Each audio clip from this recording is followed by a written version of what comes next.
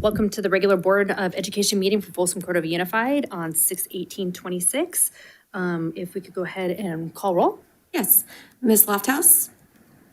Mr. Reed? Here. Mr. Chalem-Churla? Here. Mr. Clark? Here. Ms. Larrett? Here. Please note for the record, trustee Lofthouse is absent. We have a quorum. Okay, and does not look like we have any public comments. So with that, we will recess to closed session where we will discuss student matters, employer-employee relations, conference with legal counsel on litigation, conference with real property negotiators, and personal matters. The board will consider a complaint appeal for one matter in closed session. And with that, we will go ahead and recess.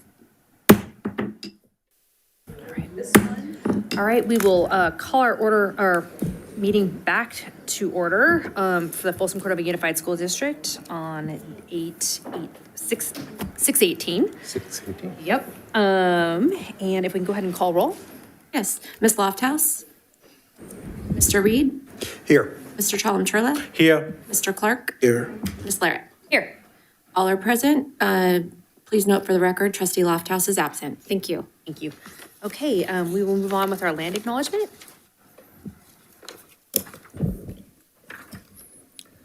As the Folsom Cordova Unified School District, we acknowledge that our administrative facilities and the school occupies the unceded territory of the Nishanan and Miwok, the original people of the sky, land, and waters where we work and learn.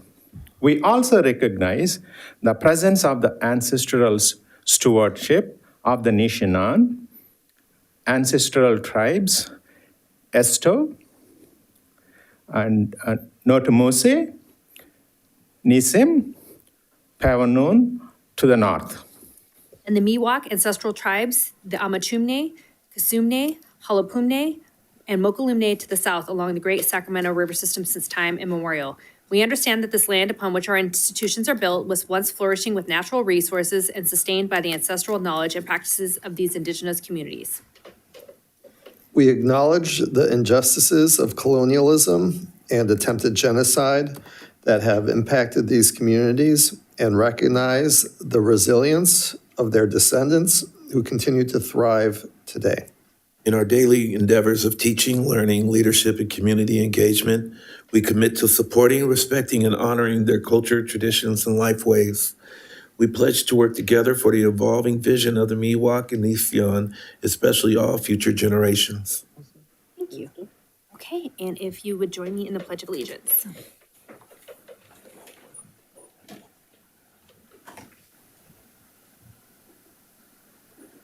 I pledge allegiance to the flag of the United States of America and to the republic for which it stands, one nation, under God, indivisible, with liberty and justice for all.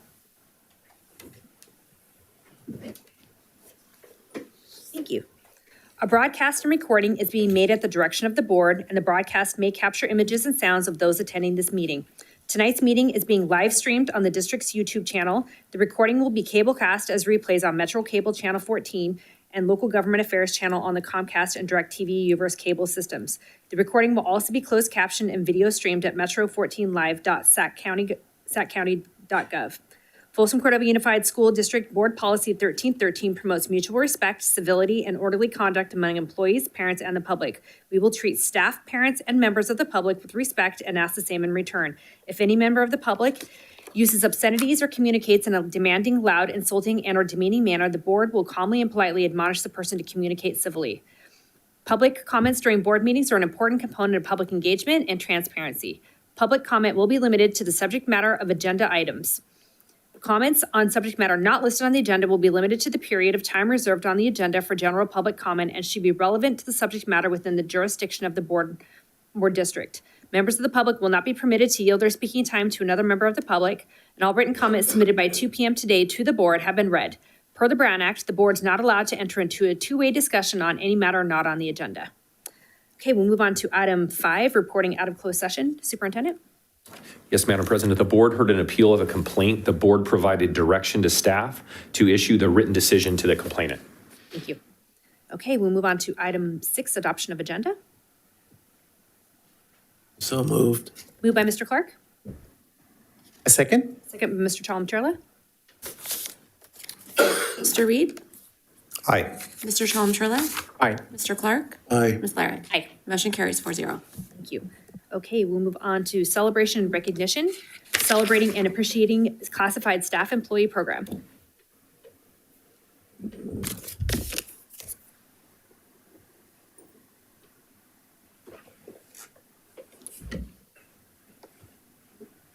Good evening, folks, superintendent, board members, everybody here tonight.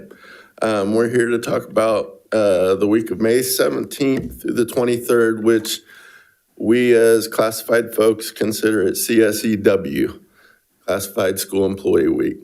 So during this year's celebration, we were able to have a program called ACE. CSEA approached us earlier in the year, said they would like to sponsor us as one of the chapters in the state. We were one of 10 chapters selected by CSEA this year. So given that, we jumped at the opportunity. We quickly built a team. With me, Veronica Lane, Joakima Gregg, and Ed McCarthy were all part of that committee. Veronica Lane and Joakima pretty much ran the show from the beginning and took control, and they built all the pairings that we were able to make happen. We had 43 pairings, I believe, successful shadows. We had over 60 volunteers. Some of them didn't work out. We had to kind of change. You can start the show as well. Out of the 43 that we showed, we did get pictures from a few of them. And on the slideshow, they'll go by as we play. I think it's about a 45-second slideshow. We'll let those kind of play and keep talking. We covered bus drivers, custodial service, grounds workers, food service, library clerks, maintenance techs. There was a number of paraeducators. I know I'll forget some, so I apologize if I've forgotten them, but we tried to cover as many different jobs as we could. We had some great stories come out of it. One of the key pushers of this project was Mr. Bird. His enthusiasm from the beginning made this easy to take off. So with that being said, we would like to present this plaque to the district, but we would like it to be in care of Mr. Bird for the time being. This is for your participation. We appreciate the participation by administration and management this year. It was a fun experience for us. We know classified folks enjoyed you opening up your couple hours of the day to them, kind of empowering them to take control of the day.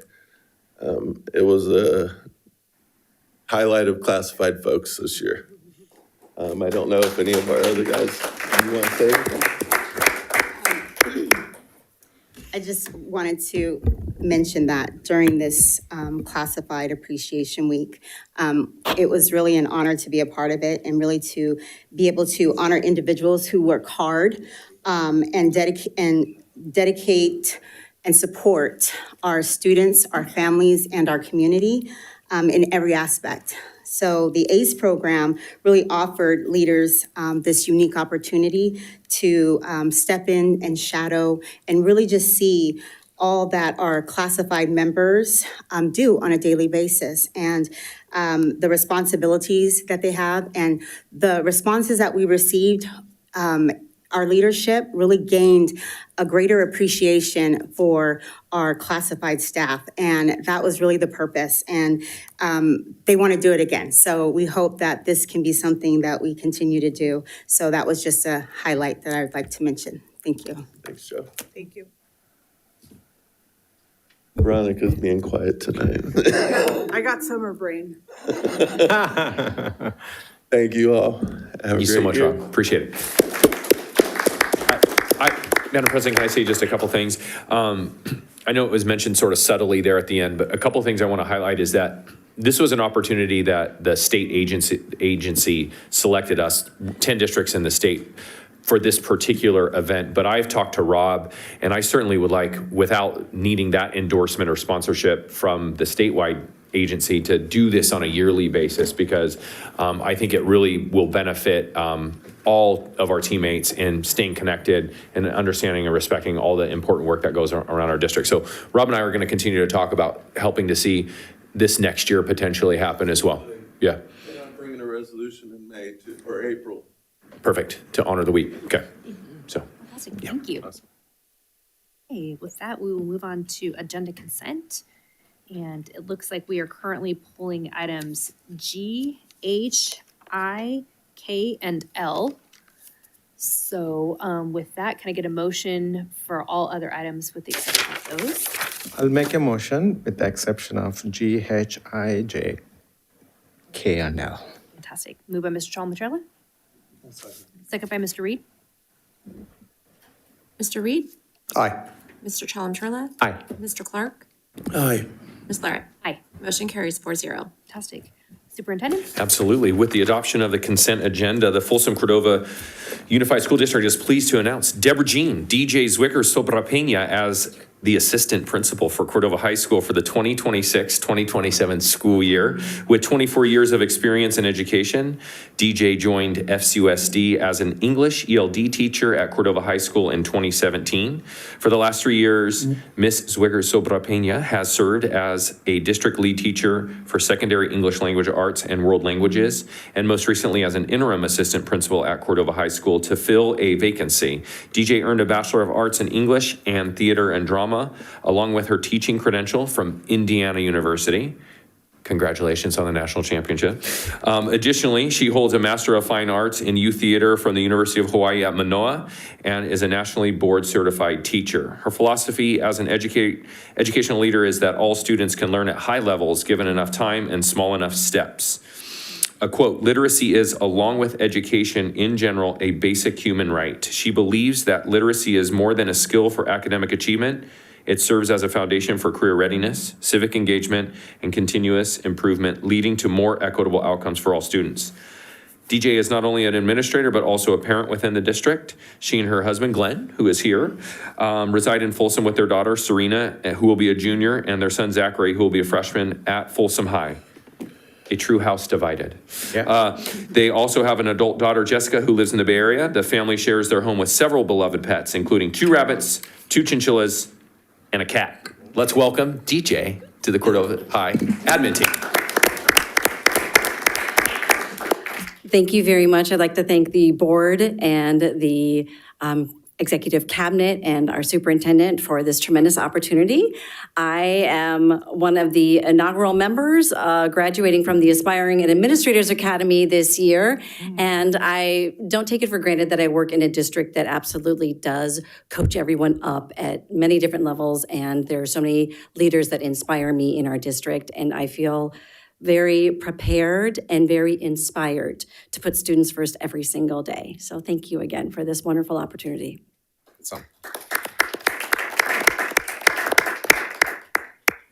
Hey, And thank you to Principal Strawn for being here as well. thank you so much. Okay, we'll move on to item G, approved 2026-27 curricular offerings and textbook guide.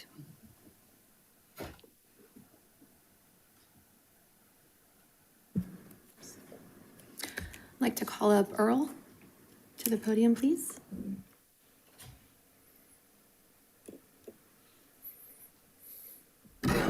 Good evening, Board, Madam President, Mr. Swanson. Can you click on the thing and go to page 20, please?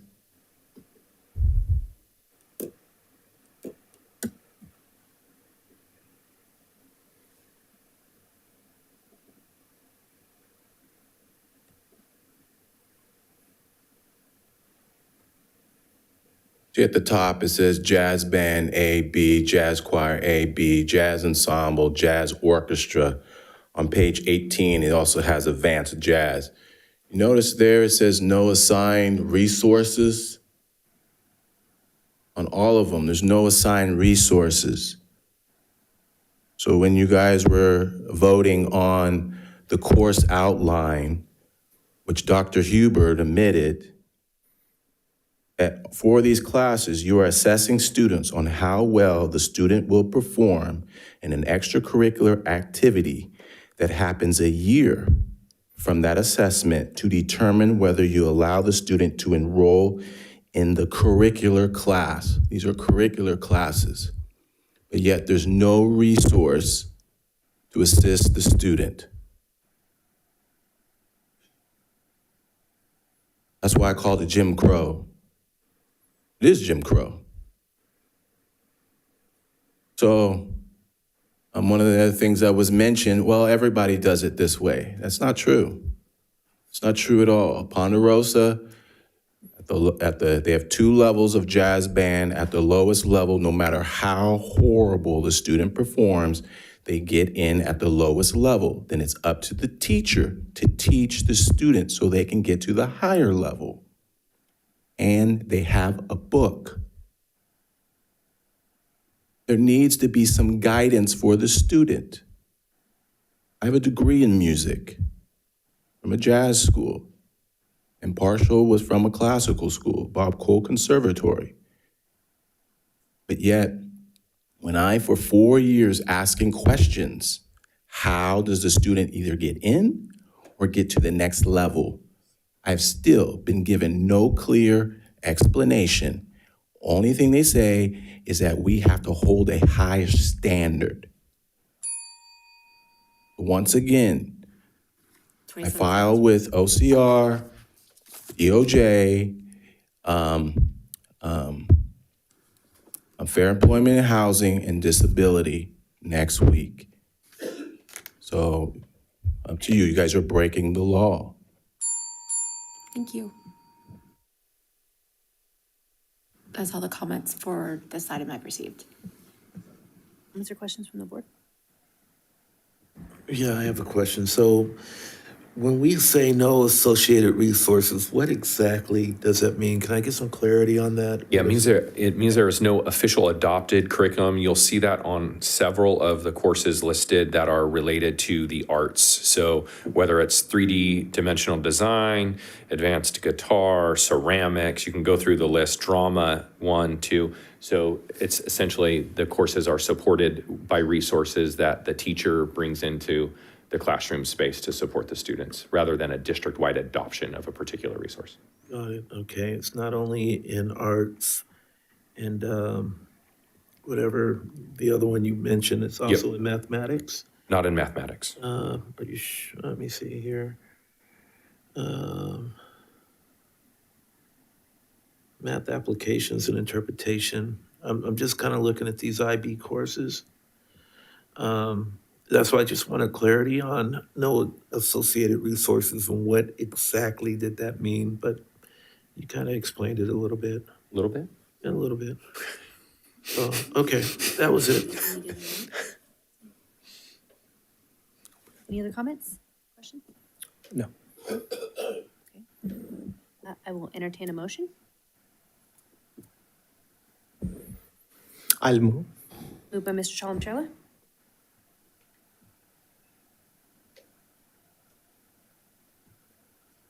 If you need a motion, I'll second it. Second by Mr. Clark. Mr. Reed? Aye. Mr. Chalem-Chella? Aye. Mr. Clark? No. Ms. Larrett? Aye. Motion carries 3-1.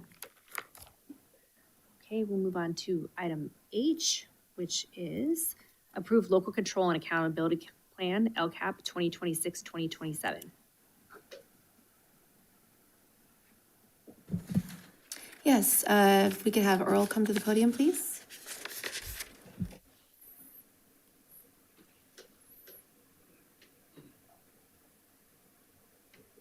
Good evening, Board, Madam President, Mr. Swanson. So I pulled this because I now understand what this is. What I like to see added, what I've seen that's been consistent at Folsom High School, is that a student that's female and that is mixed with Black and something else goes through a high level of scrutiny and is forced out. That's faith, That's 2 other students, one being our neighbor, another girl in Faith's Girl Scout. After realizing that, I began to do a lot of research, and I find that this is happening a lot. However, I'm multiracial. Where do I fall in here? Because even though I'm Black, Choctaw Native American, and Russian, people look at me and see Black. When I talk, Black. To you guys, obviously a few board members meetings ago, I was talking aggressive. Was that my culture? Was that because my child was having a mental health issue? And as a concerned father, I want to protect my child? However, where is that category? I would like to see that category added. I'm not quite sure how to add it, because generally, if I'm going to choose one category, I'm going to choose Black, usually. However, I had a bad feeling about Folsom High, and I told Faith before we started at Folsom High, we should probably move. She didn't want to because she was so bonded with her friends. And look at the turmoil she's gone through. She has a mental health injury. And you guys were aware of that. There's multiple emails pointing that out. The district had to pay for therapy. I would like to see on this some kind of way. I believe in people in the district are creative, can be creative, but to identify so you can monitor that because it's a problem. I don't think Faith was entirely targeted only because she was Black, but because she's mixed, because it hides within this local plan. And I'm not sure how that would do, because if you categorize as Black, because we are Black. We are Native American. Thank you. Thank you. Thank you. Questions from the board? Comments? No? Okay. With that, I will entertain a motion. Item H. Item H, I'll move. Moved by Mr. Chalmtrella, I'll second. second by Mr. Reed. Mr. Reed? Aye. Mr. Chalmtrella? Aye. Mr. Clark? Aye. Ms. Larrett? Aye. Motion carries 4-0. Thank you. All right, we will move on to item I. Approve the 2026-27 Local Control Accountability Plan, LCAP, Federal Addendum. Yes, if we could have Earl come to the podium, please.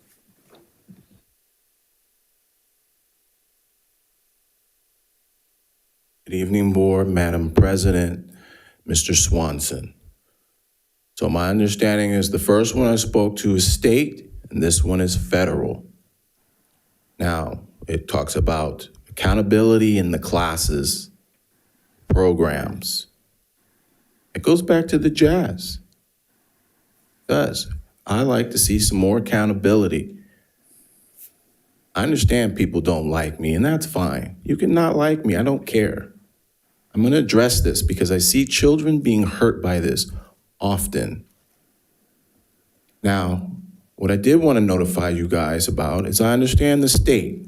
When you're dealing with a state or you want to take things for the accountability at the state level, you're dealing with a tort claim, 6 months. The federal, the statute of limitation doesn't begin until the child turns 18. Faith is not 18 yet. So when I file, this is one thing I'm going to put on as an exhibit, because I believe that the discrimination that has been happening at Folsom High is being hidden by the way things are presented here. Like I said, 3 girls, they look like sisters. And I found another one. So I think that's a problem. I think it's a big problem. And it also explains why it's not being addressed, because it's not being defined properly. So you're accountable. Thank you. Thank you. Comments or questions from the board? No, I don't have any comments. Okay, with that, I will entertain a motion. I'll move item G. Moved by Mr. Chalem-Chella, I'll second. second by Mr. Reed. Mr. Reed? Aye. Mr. Chalem-Chella? Aye. Mr. Clark? Aye. Ms. Larrett? Aye. Motion carries 4-0. We move on to item K, approve Second Amendment to the Facilities Lease Back Landmark Constructors, Inc. and Folsom Cordova Unified School District for Cordova Villa Elementary School Increment 2. Either we can club both or we can take one at a time, K and L. Mr. Swanson, is that okay? We have to take them one at a time because we have One to at a do a time. roll call vote. Yep. Absolutely. K and L are on the same boat. I met with Craig, you don't have to come here. You spent enough time with me this morning explaining things, all good. I just want to be more clear, because of the Brown Act, I can't talk to my colleagues individually. That's why I'm just publicly pulling this one. When we approve these kind of dollar amounts, big dollar amounts, our district employees, everyone, we do, including Sean, with your leadership in the finance side, we do so thorough job evaluating the best value, quality and the dollars, two together, not the just low bid or best quality. We add two together. And right now, I think we are close to 30% of the cost weightage, and our facilities team helped to bring that number up. When we are going through the lease back, we are able to hold the prime vendors, Landmark and Otto, with the highest accountability. We hope they are doing the same thing to their subs when they are bringing this kind of 3 million, 5 million, 10 million sub approvals. And in fact, Craig has a great idea. So he's going to bring those prime contractors to the facilities committee to explain how they are hiring the subs, what weightage of the dollar they are giving when they are hiring the subs, close to $4 million, $5 million. Are they giving the same weightage as what we have principals, or even better? Whatever it is. I trust they're doing awesome job, but we need to verify, trust but verify. So I just want to, put that in front of our colleagues for the facilities committee. I think Craig has a great idea. He's going to bring them, and they're going to run through how they run this evaluations on their end, right? I just want to, talk that among. Thank you again. There is no questions from my side. I just want to explain that one. And number one, the other thing is also, I'm not violating any Brown Act if I speak here more openly. And we all believe that it is taxpayers' money, and we are taking care of with the highest standards. I just want to reiterate to the public, this district is holding the taxpayers' money spending with the highest standards. With that, if my colleagues has any questions, otherwise I'll move item K. Moved by Mr. Chalem-Chella, I'll second. second by Mr. Reed. Mr. Reed? Aye. Mr. Chalem-Chella? Aye. Mr. Clark? Aye. Ms. Larrett? Aye. Motion carries 4-0. We move on to item L, approve Second Amendment to the Facilities Lease between Auto Construction and Folsom Cordova Unified School District for Cordova High Increment 2. Same conversation. Same conversation. There is nothing to discuss. It's the same thing.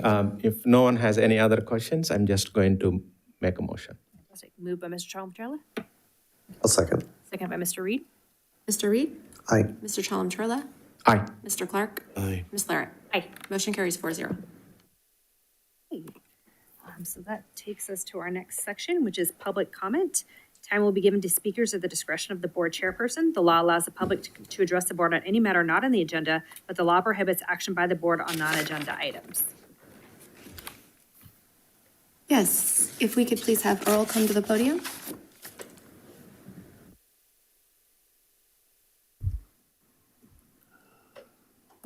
Good evening, Board, Madam President, Mr. Swanson. What's the bylaw I wrote on there? It's with 9323. Does it say anywhere on there when a student comes up here that you shut the mic off? I understand that you attempt to redirect, especially when the board member opens the door on the subject. You guys know Faith is suffering from mental health issues directly from the actions of the district. Your comments attacked her, your actions. You just couldn't give her just a few minutes. You know this, Mr. Swanson.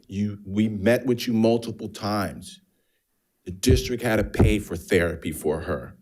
That's on the table. It's on the table that's now with the appeal with the CDE.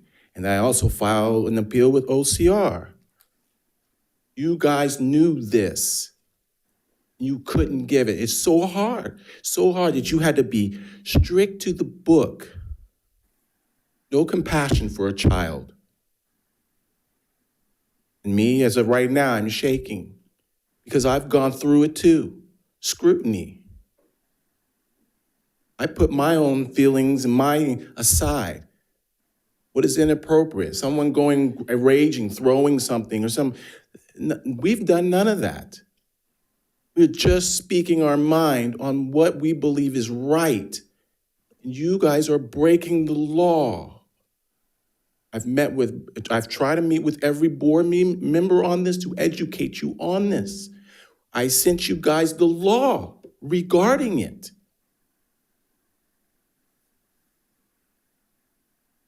That's why people say that the district here is racist. Because you couldn't even give a few moments for a child who's having a mental health crisis to say what she wanted to say. Was it that important?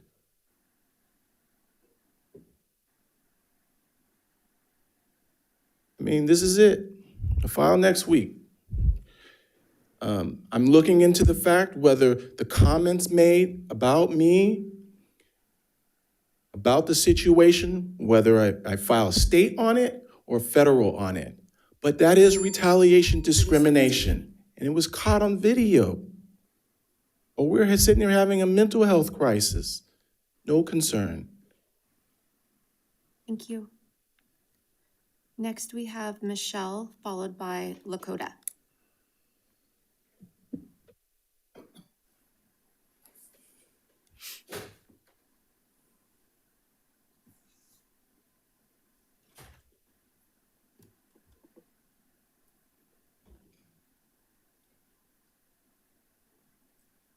Good evening, Madam President, Superintendent Swanson, board members, everybody else here too. My name is Michelle Trujillo, and in May, I received an email informing me that my son's choice application was denied for the 26-27 school year at Folsom Hills Elementary. My son has just finished 4th grade at Folsom Hills and is about to enter his final year for 5th grade. My son has attended Folsom Hills since kindergarten. His older brother, who's now entering 8th grade, also attended Folsom Hills, part of those years on choice. My niece and nephew, both now in their 20s, attended Folsom Hills. For us, we once lived in the school's boundary and opted to remain on choice as we had built a foundation and found community there before moving to another part of Folsom. For that reason, we knew we wanted to remain at Folsom Hills. After spending 5 years, 8 years if you count my older son, at Folsom Hills, being told he no longer has space at the only school he's ever been to has been extremely disruptive to the foundation we thought we had built there.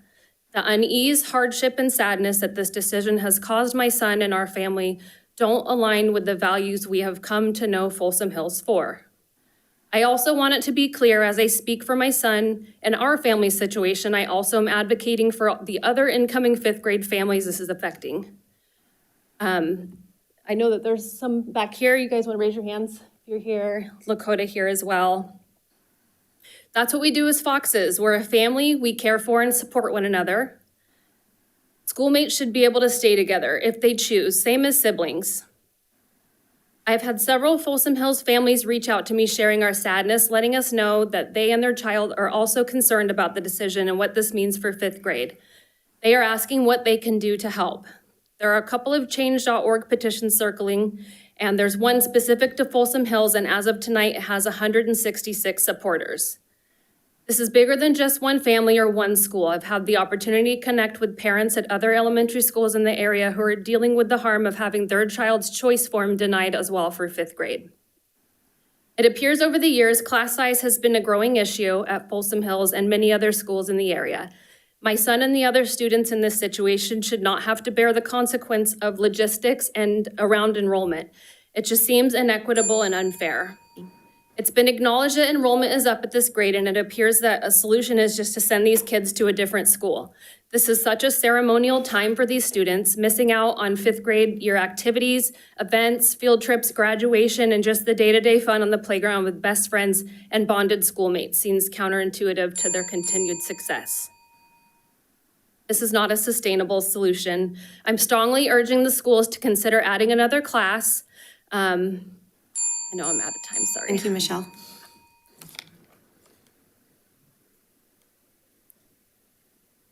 This is very intimidating. Michelle is a lot more organized than I am. So I'm piggybacking on her exact same situation. I have 3 sons that have all been at Folsom Hills Elementary School since kindergarten. And I have been a PTA board member for the last 8 years. I am currently the PTA president for Folsom Hills Elementary. Last year, I was the vice president, 2 years ago, I was the vice president. 2 years before that, I was the vice president of communication. And 2 years before that, I was the event coordinator. I'm not here to pat myself on the back for all the things that I've done. I'm just letting you guys all know that we are very invested in Folsom Hills Elementary. All 3 of my boys, again, going from kindergarten all the way through 5th.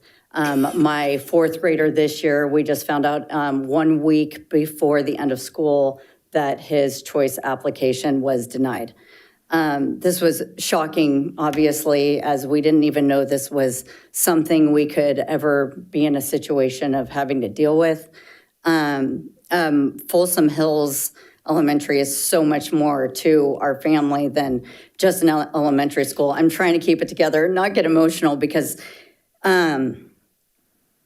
it's just been very hard to be discarded in this way, with as much community service and the volunteer work, and I've put my heart into this school, and it wasn't just for getting, again, any praise or anything in return. It was to bring, better experiences for our children. And again, I never asked for anything in return, but I just wanted it to be known that I didn't take it for granted that we were able to, I'm so sorry, I did not think I was gonna fall apart like this, you guys, this is crazy. Just know that this has obviously impacted our family immensely. I don't have a family here locally. My parents have passed away, my husband's parents have passed away, so we rely on the Folsom Hills family. There are our providers, our caretakers. When I can't pick my kids up from school, the families help out. They walk home to their houses. They take them to soccer. They take them to, to all the sports. Again, I know I'm out of time here too. But I would like to just say one more thing, that I thought it was important for the board to know that at our school, we recently had a Spanish program that was eliminated. And it was heavily choice students that were part of the Spanish program. All of those children were grandfathered into this program. Our children weren't given those same special privileges, and I just don't think that there was a fair process in this decision-making of what kids got to be choice in and what children didn't. We're talking 5 children, 5 only, that didn't get allowed to go back to Folsom Hills Elementary. And I would just like to plead to just the human factor of how this is impacting all the children, the families, Thank you, Lakota. and everyone involved. Thank you.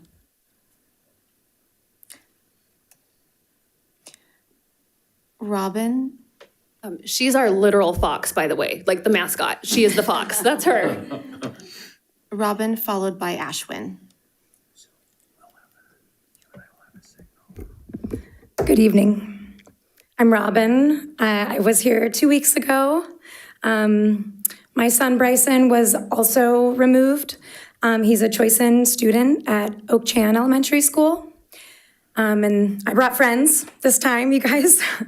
It is really intimidating to come up here and put 3 minutes on a clock when I'm here talking about probably the most important thing in my life, which is my child's education. So I'll do my best. So in 2021, we bought our first house here in Folsom. And Oak Chan was the closest elementary school to our house. It's 0.5 miles in walking distance. So it was the safest, most practical choice for our family.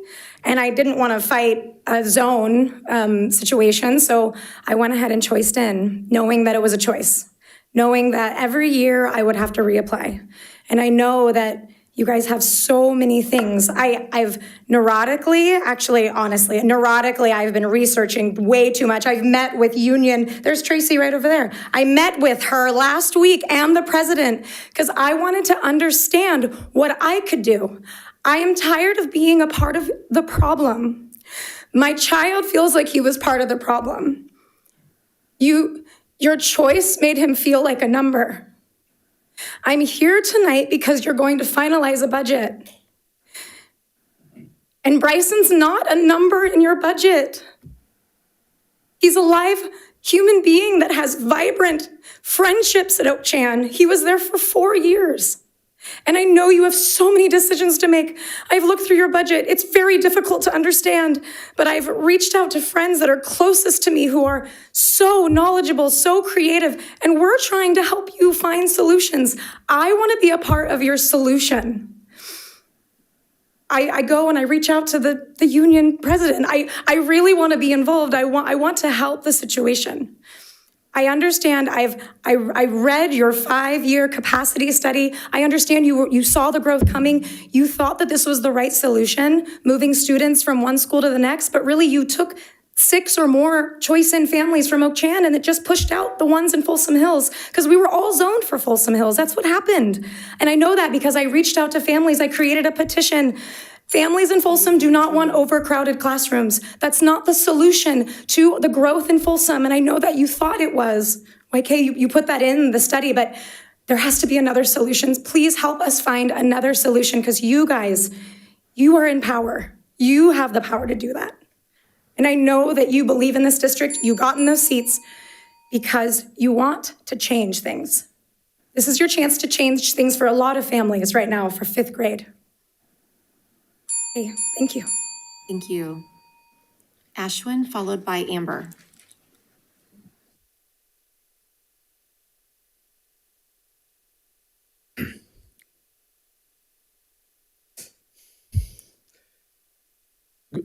Good evening, President, board members, and Mr. Superintendent, Mr. Swanson.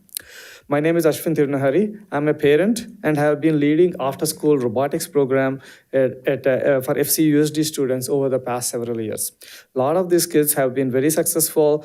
The program operated at Folsom Middle School and Mitchell Middle School. They have been successful and they got qualified for WEX state championships and even world championship. Today I'm here for 2 reasons. Number 1, I really want to appreciate and thank you for all the board members, the principals, who have been very supportive of these programs, and because of your support, these kids have been qualified for these programs.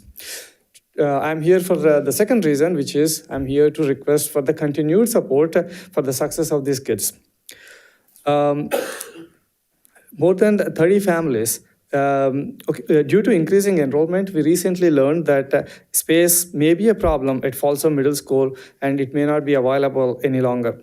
I completely understand the challenges that our school district is facing, but this leaves many students without a place to continue practicing their robotics.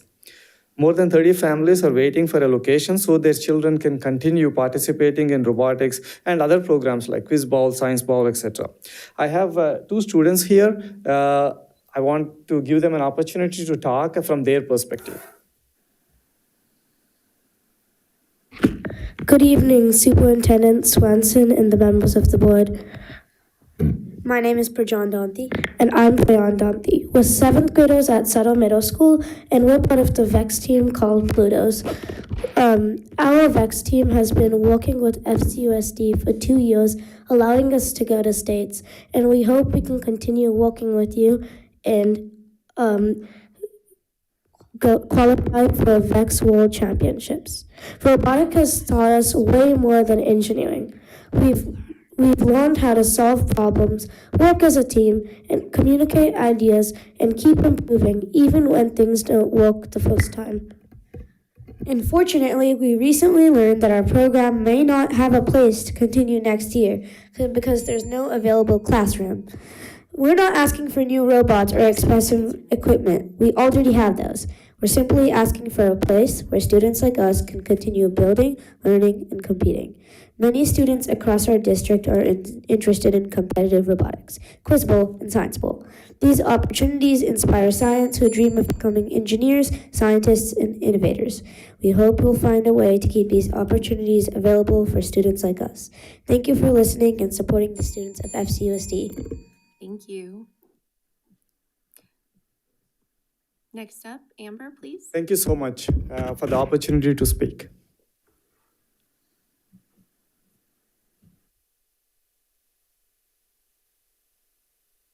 Good evening. Thank you for the opportunity to continue the discussion about the growth within our school district and how it's currently impacting our students. My name is Amber Pryor, and I have written a letter that I have submitted to the board 2 weeks ago in individual comments. That was fun, breaking up, but also sent earlier this week.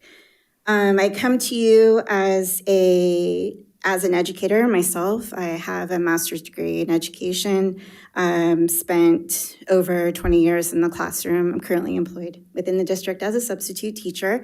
So as a parent and a substitute, I have a lot of knowledge of how our classrooms are operating at the capacity that they are currently at, both at the elementary school and the middle school. YK, I really appreciated your comments earlier about vetting contractors and subcontractors to make sure that we're using our money wisely. And to quote something that you did say this evening was that you are holding the taxpayers' money to the highest standards. And I believe if we are holding that to be true within the district, we have to evaluate the impact of the current class sizes. The growth in our city is beautiful. The families moving in are wonderful contributions to our school. But right now I'm looking at with students in upper elementary and middle school, there's going to be no respite for them in the coming years to the growth and the impact it's having on their education and their peers' education. We're watching teachers dealing with having to address the whole child, which is amazing, but they are getting burnout themselves. I know a teacher who had to go on blood pressure medicine this year because she really does spend every waking hour. I actually caught her entering grades at 2 a.m. Because this is what they need to do in their free time because they're trying to address the whole student, discipline problems and all, and it is crowd control. Studies have showed that classroom sizes over 27, they are reactive. They are no longer proactive learning environments, and they are crowd control. We are not getting the best practices of differentiated instruction or having the time to work with individual students, let alone a lot of the older classrooms, even though renovated like Oak Chan, they physically do not have the capacity to hold 34 children. You cannot walk around these desks comfortably at all. They're losing the opportunity to do group projects and hands-on science learning because there just isn't the space. However, Oak Chan has 2 to 3 available classrooms next year, and instead of having choice families leave and maxing our classrooms out, I am asking the board to consider hiring more teachers so we can have more balanced education at these sites since there is room. Thank you. Thank you, Amber. Is there any other public comments?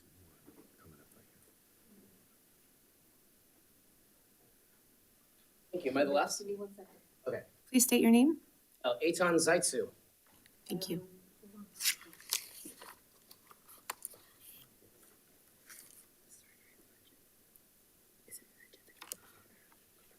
Are you speaking on 2 separate items? One item, I guess, budget. The budget proposal related to what some of the other members of the community have discussed this evening. I just got here. If that's all right. I appreciate that. Thank you. I don't know how many items I'm talking about. General comment. Yep.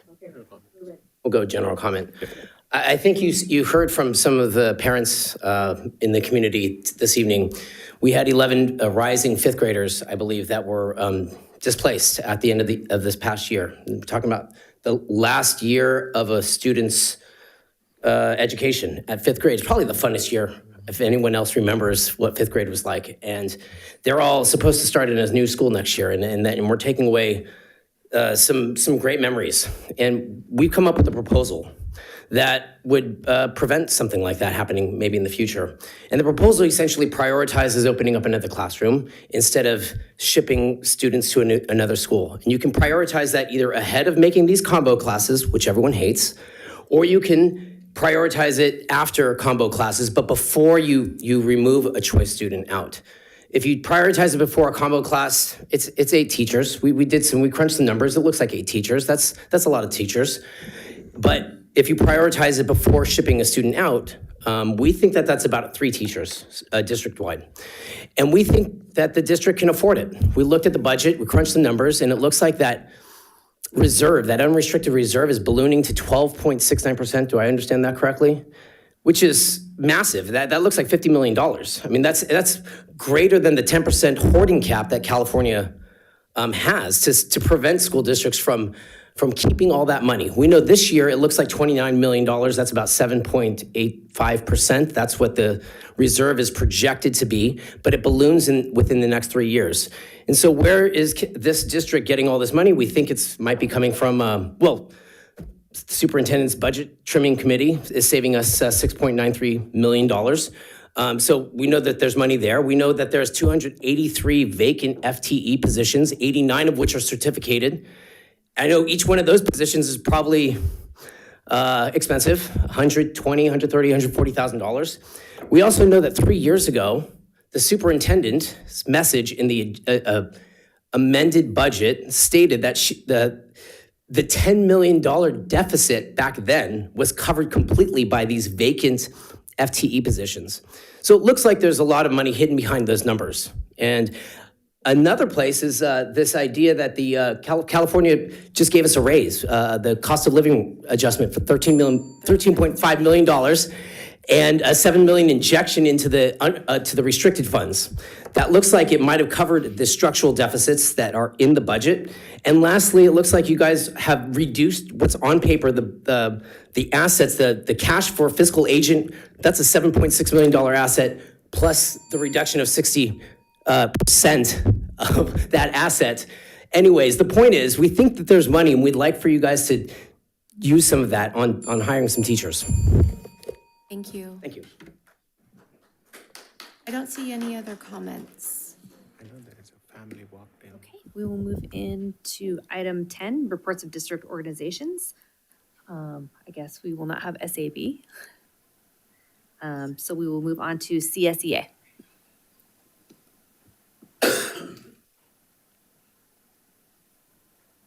Our last negotiations meeting in May went well. The district was able to counter our offer with a very respectable offer that will keep classified folks pondering coming into the new year. We'll have a serious decision to make in August when we come back to negotiations. That's all I have to report right now. Thank you. Thank you. Okay. Okay, we move on to FCEA.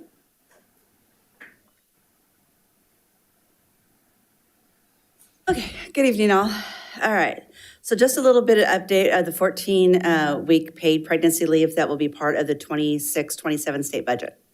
So though there are 2 more weeks before the governor signs the final budget, the state assembly did sign the budget on June 15th with a landmark policy.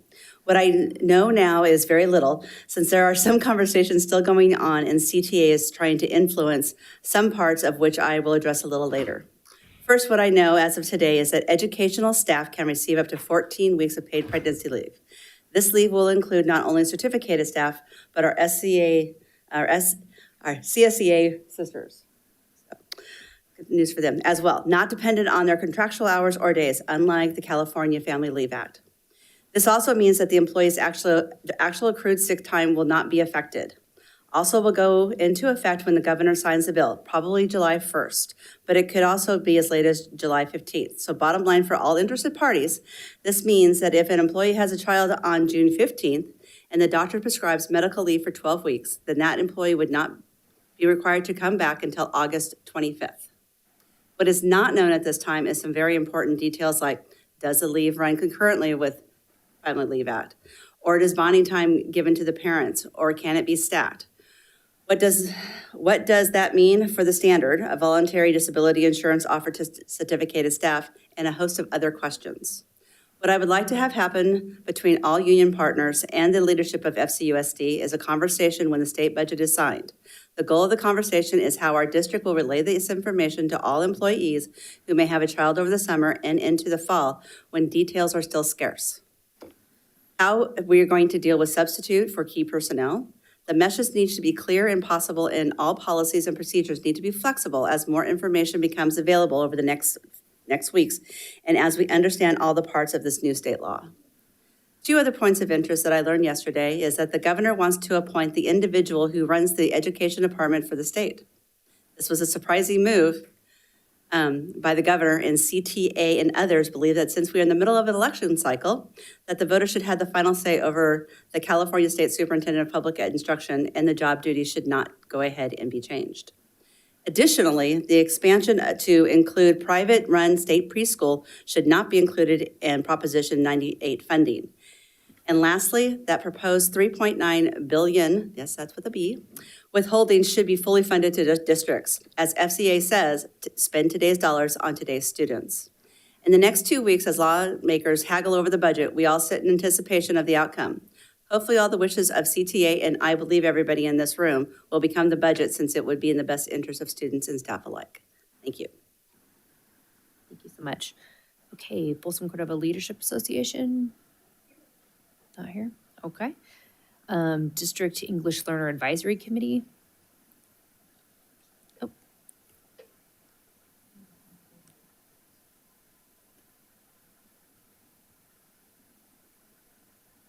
You're on mute, Elena.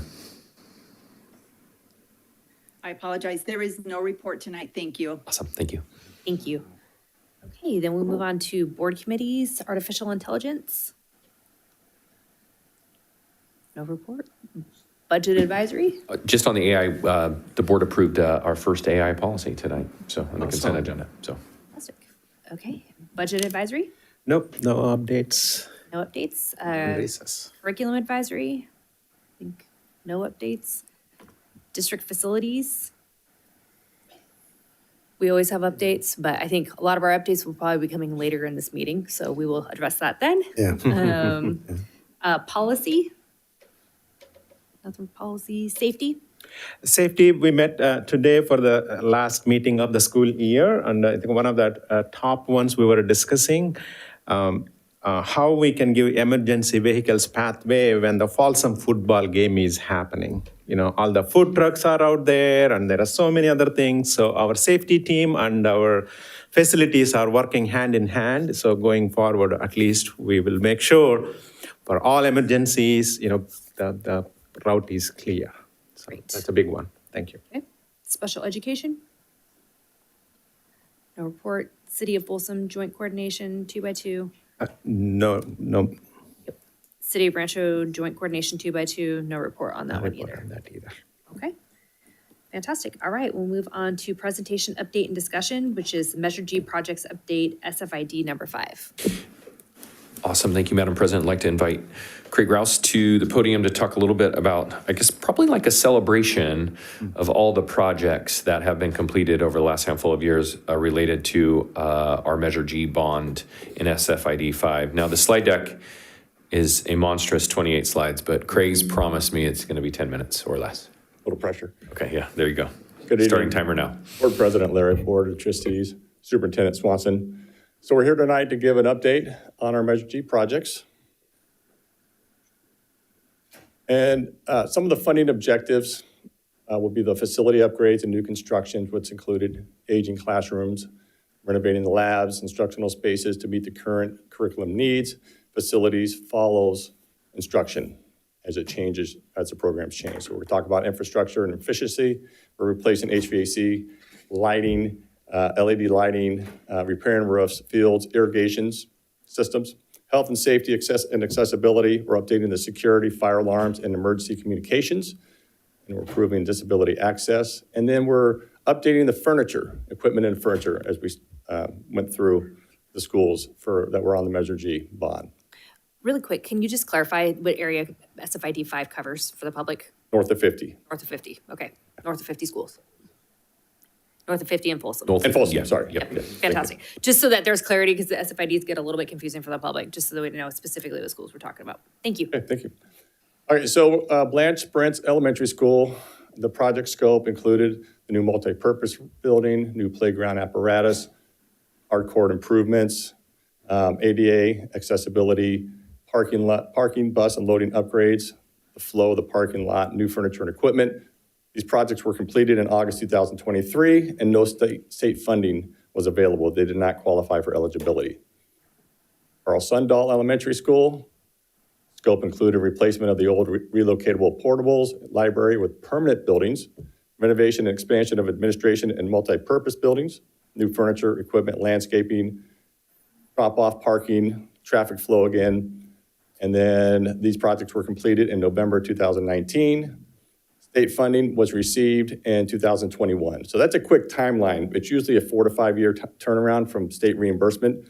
So to get it in 2 years was a really good thing for the district. Empire Oaks Elementary School, replacing the HVAC equipment, new playground, roofing replacement, safety fencing around the campus. Those are ongoing projects. We're anticipating them to be done in September 2026. And then we're currently programming out to do some light modernization projects for 2027 as the funding becomes available. And Jerry will talk about that a little bit later, how much money's left. So we did have a site walk with the architect to identify scope, and hopefully we'll be able to move that forward. The estimated state funding reimbursement here is 2030.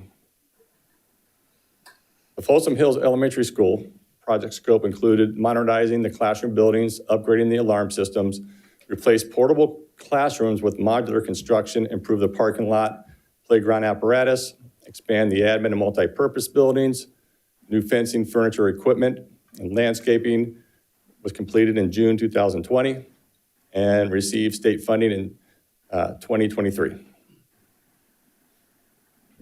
Gold Ridge Elementary School, ADA upgrades, parking, restrooms and pathways, fencing around the campus, refreshed the landscaping, HVAC replacement. We upgraded the fire alarm, water filling stations, new furniture and equipment, new playground. And this project was completed in November 2024 and anticipated state funding in 2029. Natoma Station Elementary School. Got the fencing, new furniture and equipment, playground, landscape refresh, ADA compliance, HVAC controls, safety fire alarm upgrades, intercom, intrusion bells, rekeying of the campus, painting, lighting, flooring, just kind of a refresh of the classrooms, new digital marquee sign, and multi-purpose room curtains completed in December 2022. And the state funding was received in 2026. Oak Chan Elementary School, we replaced the old relocatable classrooms and the library with permanent buildings. renovation and expansion of the admin, administration building, and multipurpose buildings, add new furniture, equipment, and landscaping, expansion and reconfiguration of the parent drop-off. You can see the theme as, more, these schools were built for, walking to campus, and as more cars started to come in, we had to control the flow into the campus. Completed in 2018, and state funding was received in 2021. Also, Ranch Elementary School completed projects, safety fence installation, new playground have been completed, anticipated June 27th. So that's ongoing. Pending projects, refresh landscaping, modification for the water efficiency, minor classroom finish improvements, adding a shade structure, replace the furniture and equipment, will not be eligible until 2032. Sandra Gallardo Elementary School. The fencing around that campus was completed, and the new playground apparatus will be installed this summer. And then the pending projects ongoing right now, the HVAC replacement is ongoing right now. We actually did that with in-house staff to save more dollars, so it's a replace in kind. Kudos to the staff. Roofing replacement, replace the furniture and equipment, minor classroom finish improvements. Yeah, Rob was out there in the heat. So, adding a shade structure, addressing the drainage and erosion at the playfield hillside. And then, the estimated state funding here is 2027 for the reimbursement. Theodore Judah Elementary School, replacement of the modular buildings, library classrooms, expanded the parking lot, drop-off pickup areas, new furniture, equipment, landscaping, new shade structure, fencing, digital marquee, fire alarm, ADA path of travel. That was completed in January 2020. And we have received the state funding reimbursement in 2020 and 2023. So projects that are currently under construction is the roofing, HVAC replacement, playground upgrades, and fencing. Over at our middle schools, Folsom Middle School, they constructed a band classroom, renovated existing finishes in the stage area, remodeled the snack shack and locker room, staff rooms, restroom renovations, HVAC and lighting upgrades to LED, ADA upgrades and a new drop-off lane, new two-story building renovations, furniture and equipment, completed April 2025, and anticipated state funding is 2029. Sutter Middle School, relocation of portable buildings to create the R Wing, phases 1B and 1C, 15 new classrooms, library, admin building, and improved student drop-off area, completed in September 2008, new multi-purpose building, music, food, service, and lunch shelter, modernization of the existing buildings, F, M, S, E, J, and B, new roofing and fire intrusion systems, completed in September 2020. And looks like they received their funding in 2022. On that last slide, you had a typo. The second bullet, you said 2008, and it's 2018. Oh, okay, thank you. Yeah. Folsom High School CTE building. The new building for the CTE pathways included manufacturing, product development, engineering, architecture, and installation of portable classrooms was completed in February 2021, and we have received the state funding. And it looks like the grant fund reimbursement was in 2022, and then actually we received both, and then 2020 also. So that's quite a bit of reimbursement that we're able to capitalize from CTE funding from the state. Folsom High School Auxiliary Gymnasium, construction of the new auxiliary gymnasium completed in January 2018. State funding, this did not qualify for eligibility. The Folsom High School modernization, the project scope included fiber optic replacement and fire alarm upgrades. That's the backbone for technology, upgrading the Cat 5, Cat 6, modernization of the admin and multi-purpose room buildings, placement of the HVAC units, roofing, exterior painting, ornamental fencing, athletic field upgrades. The intercom, clock, bell paging systems were upgraded, and intrusion alarms, and then the drainage and site improvements that was completed in March 2026. And we're anticipating funding if we get a new bond. So, new state bond. So what that means, we're on the unfunded list because Prop 2 has been exhausted on the modernization reimbursement. So as a new bond comes in, we move up as the funding goes out. Folsom High School modernization, project scope, roofing replacement, single ply roofing in 2026. That's ongoing right now. Other phases of the campus. And then pending projects, doing some classroom improvements, modernization in there, and then additional furniture and equipment. It's going to depend on money that's available as we wrap up these other projects, and as state money comes back in, reimbursement, we'll be able to finish up these projects. Vista Del Lago High School, stadium expansion, we've got new bleachers, field house, restroom, snack bar, track lane revisions completed in 2019. Pool renovations, modernization of aquatic facilities completed 2025. Did not qualify for state reimbursement funding. And the projects in the future, we're looking at fencing, which is going to be hopefully started by the end of summer and then roll into the new year. And then furniture and equipment replacement as funding becomes available. And then some technology upgrades. They were able to update the technology infrastructure by including voice over IP, get rid of the analog as we start to go through the campuses. And then 21st century technology, that's upgrading of the classrooms to include interactive teaching displays. And the E-rate funding, they were able to get over $1 million, which is a really good job by the tech team to get that. So I'm going to hand this over now to Jerry, and she'll talk some finances. Okay, you don't get to hear from me too often, so enjoy. So Measure G, this is our $195 million bond. It has $203 million up there because we've earned interest. As we issue the bonds out, we take that money and invest it and just pull it as we need it so that we can capitalize on gaining as much money for this bond as possible. To date, we've received $45.5 million in state funding. We have $13.8 million on the list where the state still has money available. We're way down the workload list, so I don't anticipate seeing that funding for a couple of years.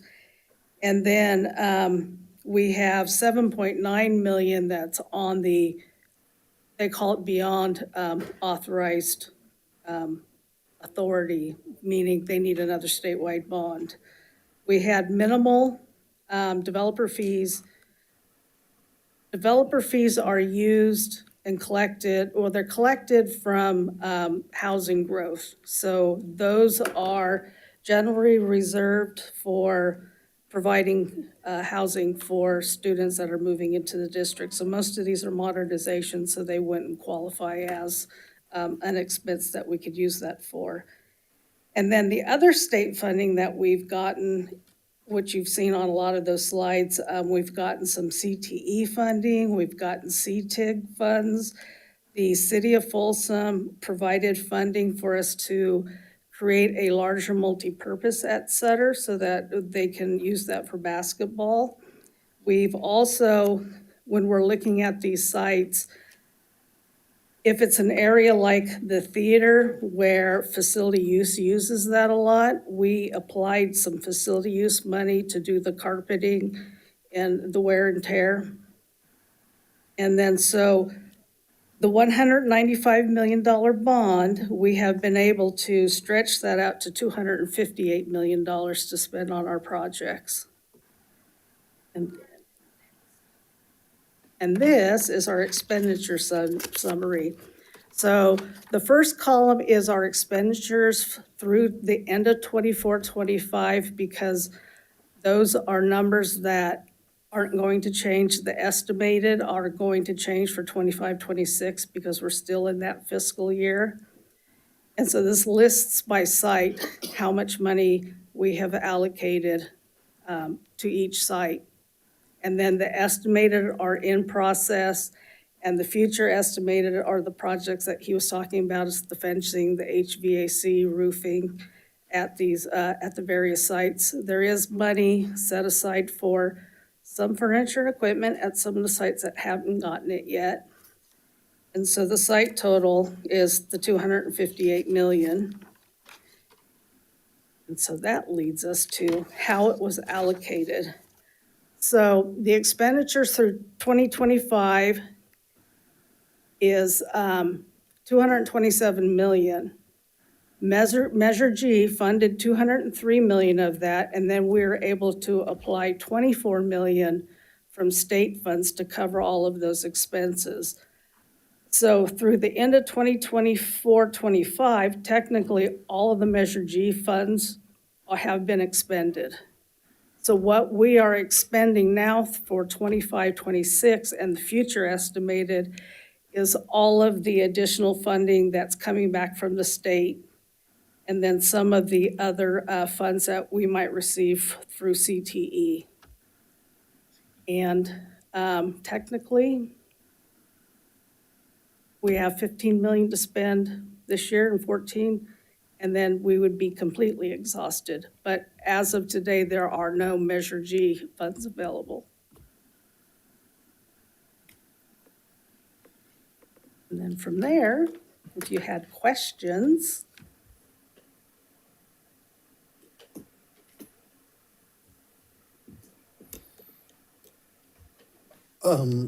Yeah, just one, actually, I think it's more of a clarification in case the public is watching this at home. If you go back to slide 26, maybe? Yeah. I know some people might look at this and go, well, how come Russell Ranch has so few compared to some other?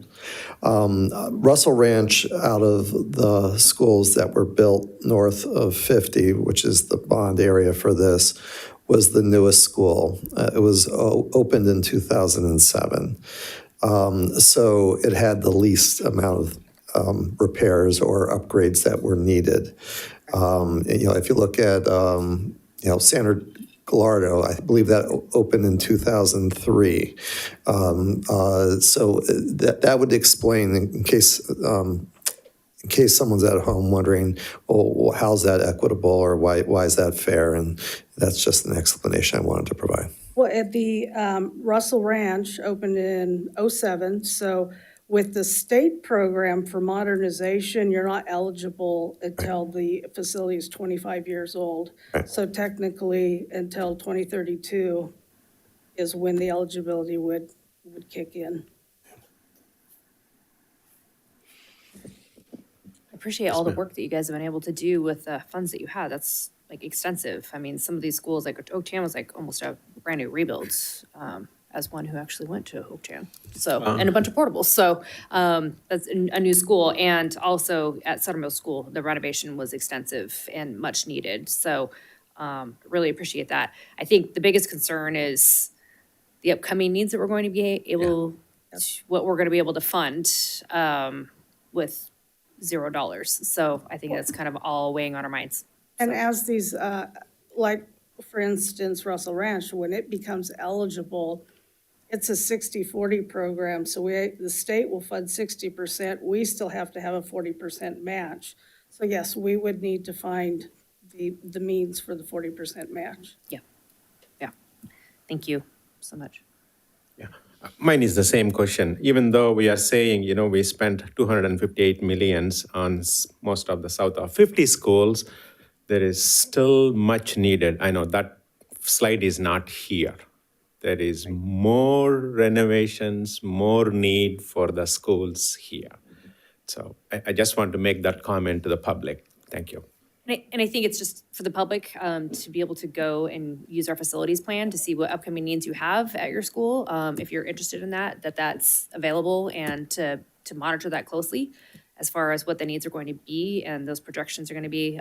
It's actually a really fun tool that you can use, and it's got some pretty extensive integrations that are there that are really transparent. And I think the thing about it is that as we move into the age of these schools, just being really conscious about what the funding mechanisms are going to be as we move forward into the next 10 to 15, 20 years, as we look at these schools. Perfect. Thank you. Awesome. Thank you so much.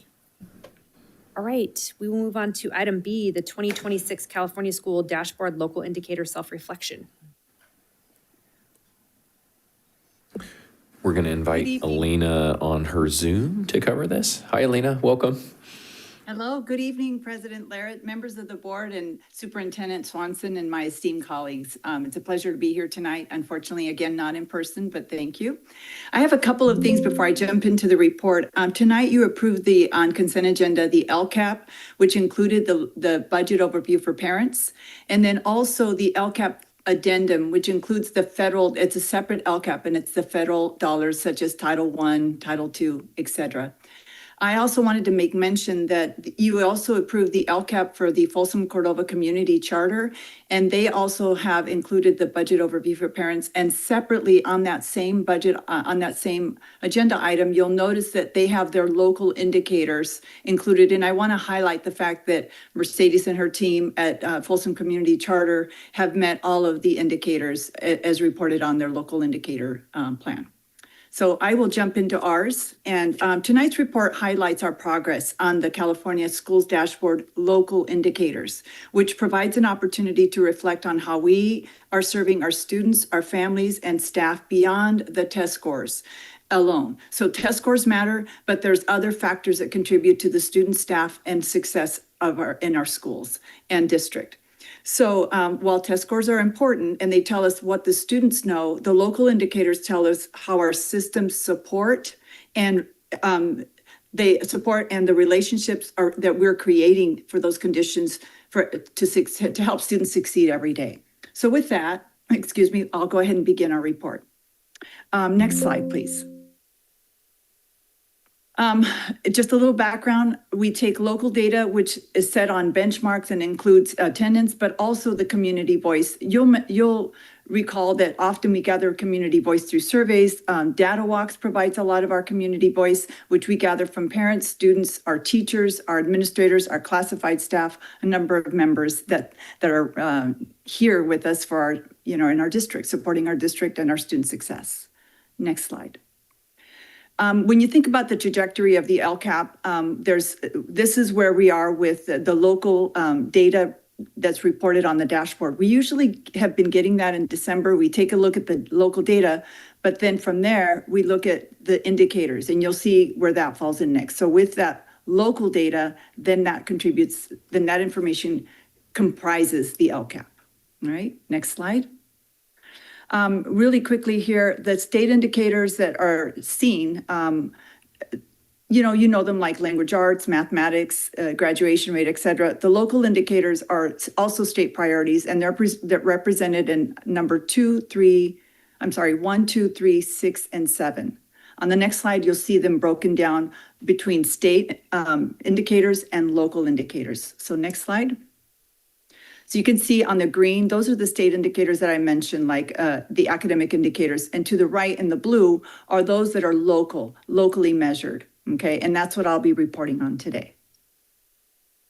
All right, so beginning with the first priority, the basic services as it's referred to, it really the communication here in the intent is to look at not only our credentialing of teachers, but also that making sure that our students have access to standards aligned materials and that our facilities are in good repair. And as you can see, we had no facilities that were not in good repair, and we had no students without access to curriculum. And then what you can see here is the data presented on our teacher assignment. Now, the data provided from CDE is represented from a couple of years in arrears. We have current data, but this report requires that we use the data provided from CDE, and it provides a number of different areas of our teaching credential. Next slide. So some things that we considered, and I won't read all of these because I know they're there for you, but we do consider a number of things when going into this is that making sure that we're equitable and serving the needs of all of our staff and students. And so things like, does the staffing represent student demographics? Do we have mentoring? Do we partner with local universities as needed to recruit? And you might know, be aware, of course, that we have lots of job fair, hiring fairs to really take advantage of opportunities to hire the best candidates to serve our students. We also, another bullet here is ensure all sites are child-friendly and welcoming to schools. And I know that there's great work going into that in our welcoming schools, and we take that very seriously. And one other one I'll highlight is require high standards for cleanliness, regardless of location, including immediate removal of any graffiti or trash. Next slide. So priority 2 is the implementation of academic standards, and this is rated on a scale of 1 through 5, 5 being the highest, and 5 actually says full implementation and sustainability. I want to highlight that 4 says full implementation. This feedback comes from the instructional services team, as they are really the ones that take a look at where we are with standards, where we are with materials, where we are with adoptions. And for the most part, you're going to see 4s and 5s here. And I'll let you look at that, and maybe at the end you can ask questions, we can refer as needed, but our professional development is always ongoing. I know that depending on the year of an adopted content area, more professional development is needed. But as things have been in place for a while, we definitely do what we call refreshers or continue to provide ongoing support as needed. You'll see that the materials, we've had the standards set in California for a number of years. We feel pretty confident with the implementation of standards and continue to provide support as needed. Next slide. So considerations are school leaders and district administrators understand that implementing state standards is a minimum requirement and does not guarantee that students learn the content. So just providing that the instruction is not a guarantee. So it's important that we follow up and monitor student progress. We also provide sustained equity-centered professional learning to develop and support culturally proficient educators. And then another bullet here is that master schedules offer A through G aligned coursework to all students and provide open access and support for all coursework, including at AP courses and IB. It's okay. Next slide. Third priority is parent involvement and family engagement. And this is how we seek the input of our educational partners so that we can center on our decision-making and promote their participation as well as supporting the needs of all of our students. Next slide. So again, what this has done is it's also rated on a 1 through 5 scale, and questions like building relationships or on the survey include. And so we feel in the feedback that we're getting is that it's in full implementation, building relationships with school staff and families, building partnerships for student outcomes, and also seeking input for decision making. And that was a 4 overall and 5 in opportunities. It could be through school site council, through PTAs, through just volunteer campus volunteers on campus, through ELAC, lots of opportunities there for engagement and supporting decision-making. All right, next slide. So next slide is school climate. And this is really one thing I want to highlight here is the data is from last year because we have moved to an every other year assessment. So just to bring to your attention the data for our students and families and staff who participated in the Cal School survey. The information represents connectedness, perceived safety, any substance use, which is part of the survey questions, and then mental health or wellness. The data presented, again, represents approximately almost 1,200 of our elementary, 1,500 of our middle, and over 3,000 of our high school students. And then you can see non-traditionals are right around 100, and then we have parents and staff well into almost 2,000 represented in the survey data. Okay, next slide. Priority 6 is school climate. And basically in looking at meaning, which is school connectedness, that back to that is the rate of students that report feeling close to people at school, feeling happy. You could see that information was aggregated, their perceived safety. What that means is the analysis of the aggregate data. Students in all grades except non-traditional report that they feel safe at school most of the time or all of the time. Those are the 2 areas rated in that category. English learner subgroups as well as Latino groups reported very safe and safe less than often than their peers. Substance use. Students who reported experiencing chronic sadness reported current vaping, marijuana, and tobacco use more than students who were not experiencing chronic sadness. So some changes here, and this is where it says, as I presented the information, that the shift from every year on the Cal Schools survey to every other year. And I do want to highlight here that we do also do annually the Panorama survey, which does take student climate and wellness into consideration. That's part of the data walk, and you see that data presented at that time. Next slide. So considerations is it's important that we create a safe, inclusive, and respectful school environment that supports students, their pride, and their achievement. That we strengthen the cultural understanding and critical thinking about bias while encouraging positive interactions among the diverse students, and involve students in voicing concerns, solving school issues, recognizing academic success, positive behavior, and community involvement. And then lastly, continue to strengthen that professional learning communities to support the alignment of best practices and ensure that tier two support for students who need extra academic support to reach their grade level mastery. All right, next slide. So priority 7, which is the last one, is course access. This one measures grades, schedules, CTE, advanced placement, A through G, IB, enrollment, and completion rates. That's what it takes into consideration. So, Folsom Cordova has a boastful, I would say, a proud graduation rate, but we always know that there's room for growth. The district graduation rate is strong, but there are disparities for some student groups. So something we continue to address. UC and CSU requirements remain a challenge for several student groups, and continued focus is needed to ensure historically underserved student groups and have equitable access to the rigorous coursework, making sure that they're enrolling and successfully completing A through G coursework. So the ways that we've addressed some barriers and continue to work on this is all of our comprehensive high schools have A through G coursework offerings. The comprehensive and continuation high schools provide a robust CTE pathway, as we know. It's something we're really proud of.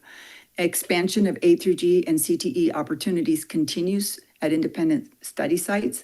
And lastly, 21.4% of our students earned the seal of biliteracy, a significant multilingual achievement and recognition. So with that, next slide. What I happily report for you is that on the dashboard, priority 1, 2, 3, 6, and 7, and as you know, the others are represented in the LCAP. Folsom Cordova met each one of those indicators. So with that, I think we go on to questions or comments. These are the results. Thank you. Thank you. Questions and comments from the board? Thank you, Elena. This is a wonderful presentation. I appreciate it. Thank you. I did have a question. Elena, great presentation. I keep looking around looking for you. Great presentation. The data walks and the parent summits that you do you do any like pre or post surveys, like to just get information from them? What they would like to see during these data walks and information that's captured, and then afterwards, what were their thoughts on the data walk? Have you ever considered that?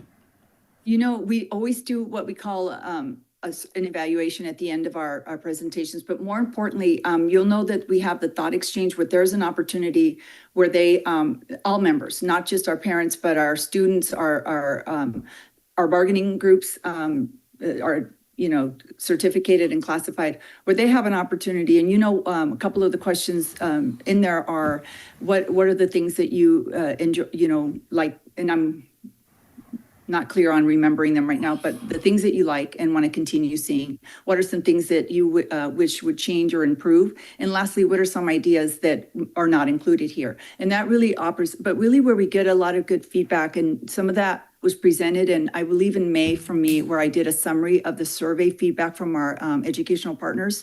And there's different themes. There's 10 themes. I'm happy to reshare that with the board again. But there's information about hearing more about graduation rate. There's a lot of interest in how we support our students. So yes, we do see achievement gaps with some student groups. How are we supporting them? What are the opportunities? So to your question, between thought exchange. There's something called a needs assessment that I have to do and happily do as part of like Title I and some other federal programs. And in that, I get a lot of what we call raw data. In other words, parents' comments and staff's comments directly. So we take that and include that in that summary of educational partner feedback. So I'm always open to ideas of how, so either at the end of the data walks, we get feedback, in our, how did this go? What would you like to see improve or change? Part of the data walk is literally taking the data from the dashboard and putting it out in front so that everybody has transparency on what we're really looking at and what we are having to respond to. But that doesn't limit their comments. They're welcome to make comments about unique things that they have on their mind. Concerns they might have or thoughts and ideas. So, okay. But always happy to take more ways that we can best reach our partners and get their thoughts. And I know that most of the time they're pretty well attended. Are there other ways that we can partner, like with our municipalities, i.e. City of Folsom, City of Rancho Cordova, to kind of help promote these parent summits? I don't think they've been promoted through the city. Is there any way that we can do that? That's a great idea. That's a great idea. Really a great opportunity to have it just beyond our district because it is serving our community. So hadn't thought about that, but I can certainly reach out to the cities. You know, Elena, Chris, I think it's a great suggestion. Elena, just reach out to Angela and her team because Angela's connected to each city's comms directors, and I think we could leverage their channels. Yeah. You got it. Thank you, ma'am. Mm-hmm. Okay, any other comments, questions? No, ma'am. Okay, fantastic. Thank you so much, Ms. Cabrera. Appreciate Have you. a great evening. Yeah, hope to see you soon. Thanks, Elena. Okay, we'll move on to public hearing and or discussion actions. We have item A, approve expulsion recommendation case number 2526-15S.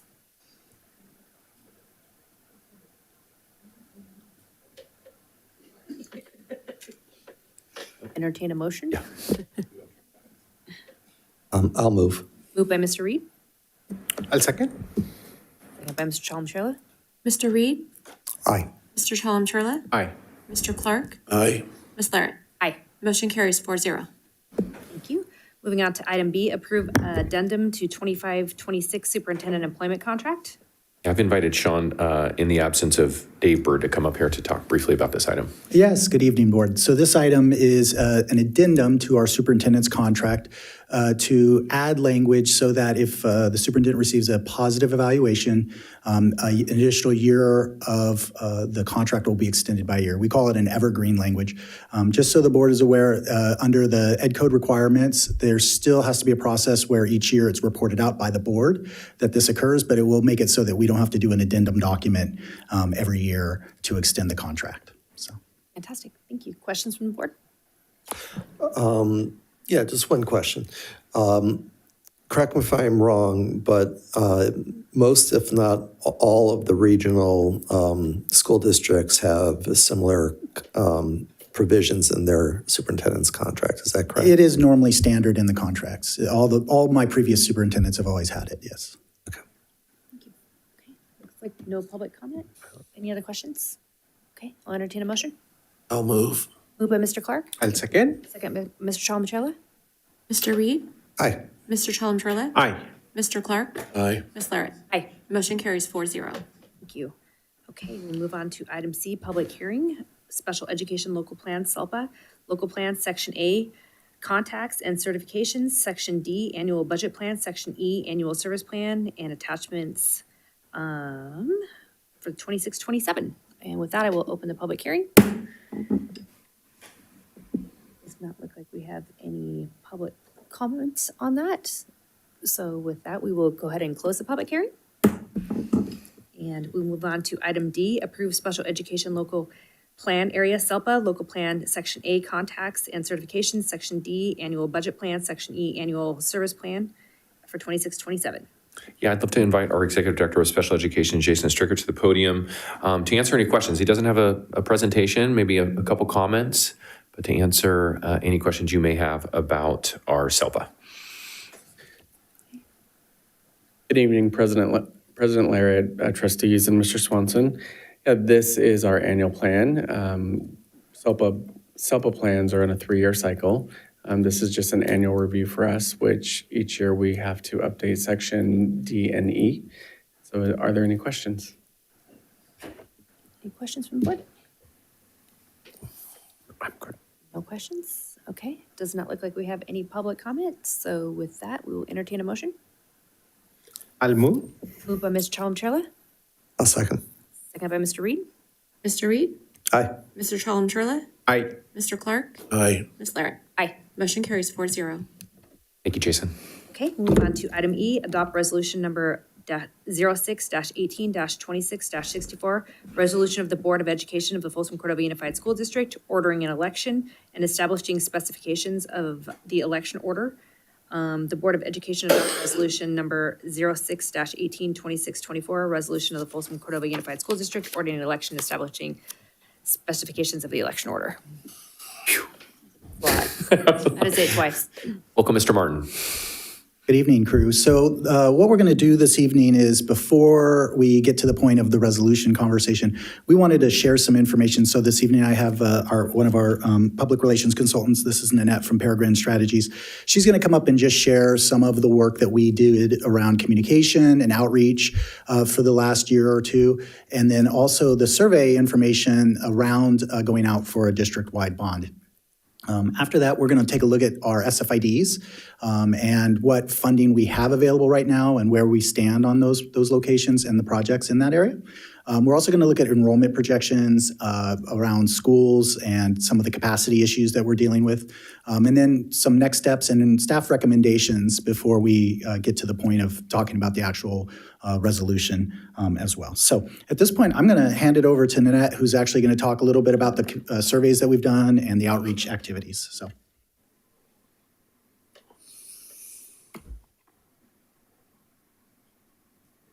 For me. Good evening, Madam President and trustees and Superintendent Swanson. Thank you very much for the opportunity to share this information with you tonight. Forgive me, I require distance, and so I'm going to be doing this a little funny here. So where we're going to start tonight, I want to walk you through 3 pieces of information. We're going to talk about outreach, communications work that we've done, and what the 2 statistically valid surveys told us and what those results mean in terms of the research for timing. So I want to start with the work itself, because these results that we're going to see up here do not happen by accident. We conducted 2 surveys, one in November of 2025 and one in April of 2026. The number that you're going to see on the left of this screen is an important one to remember, and this is our district favorability. It rose from 58% to 64% over a 6-month period. That's a 6-point gain. To put that into context, nationally, trust in public institutions is declining across the board. And for a district to move favorably that significantly in a short period of time, it's a genuinely uncommon thing that we see. And it is absolutely a product of very deliberate work that the district has undertaken. On outreach, when you look at the right, outreach, left column. We met directly with city councils, with city managers in both Folsom and Rancho Cordova. We engaged community leaders and stakeholders very early in this process. The Measure M Advisory Committee gave us some very solid community-driven processes for surfacing what our priorities are. And we grounded all of this in 2 statistically valid surveys. These are not assumptions. Now, on brand and communications, when you look at the column on the right, there was a lot of work that went into this. What we have up here is really just a very high-level summary of it. But over the past year, we had 21 earned media placements in both print and broadcast, 17 stakeholder meetings, a new facilities info hub website that centralized all of this information for residents, a full suite of fact sheets and digital materials, the facilities comprehensive plan community workshop, a full promotional and rollout for that, and our proud to be FCUSD messaging. This has all been reinforced by bi-weekly facilities updates through board briefs and social. And the takeaway from all of this is that the district's rising favorability is not luck. It's a very solid return on a sustained investment, on relationships, on visibility, and that is very important work that we need to continue moving forward. So now let's move on to the survey data itself. Both surveys were conducted by FM3 Research. They are one of the most well-respected and trusted public opinion firms in California. Again, these are statistically valid numbers. They are not a temperature check. And we tracked 3 indicators across these surveys.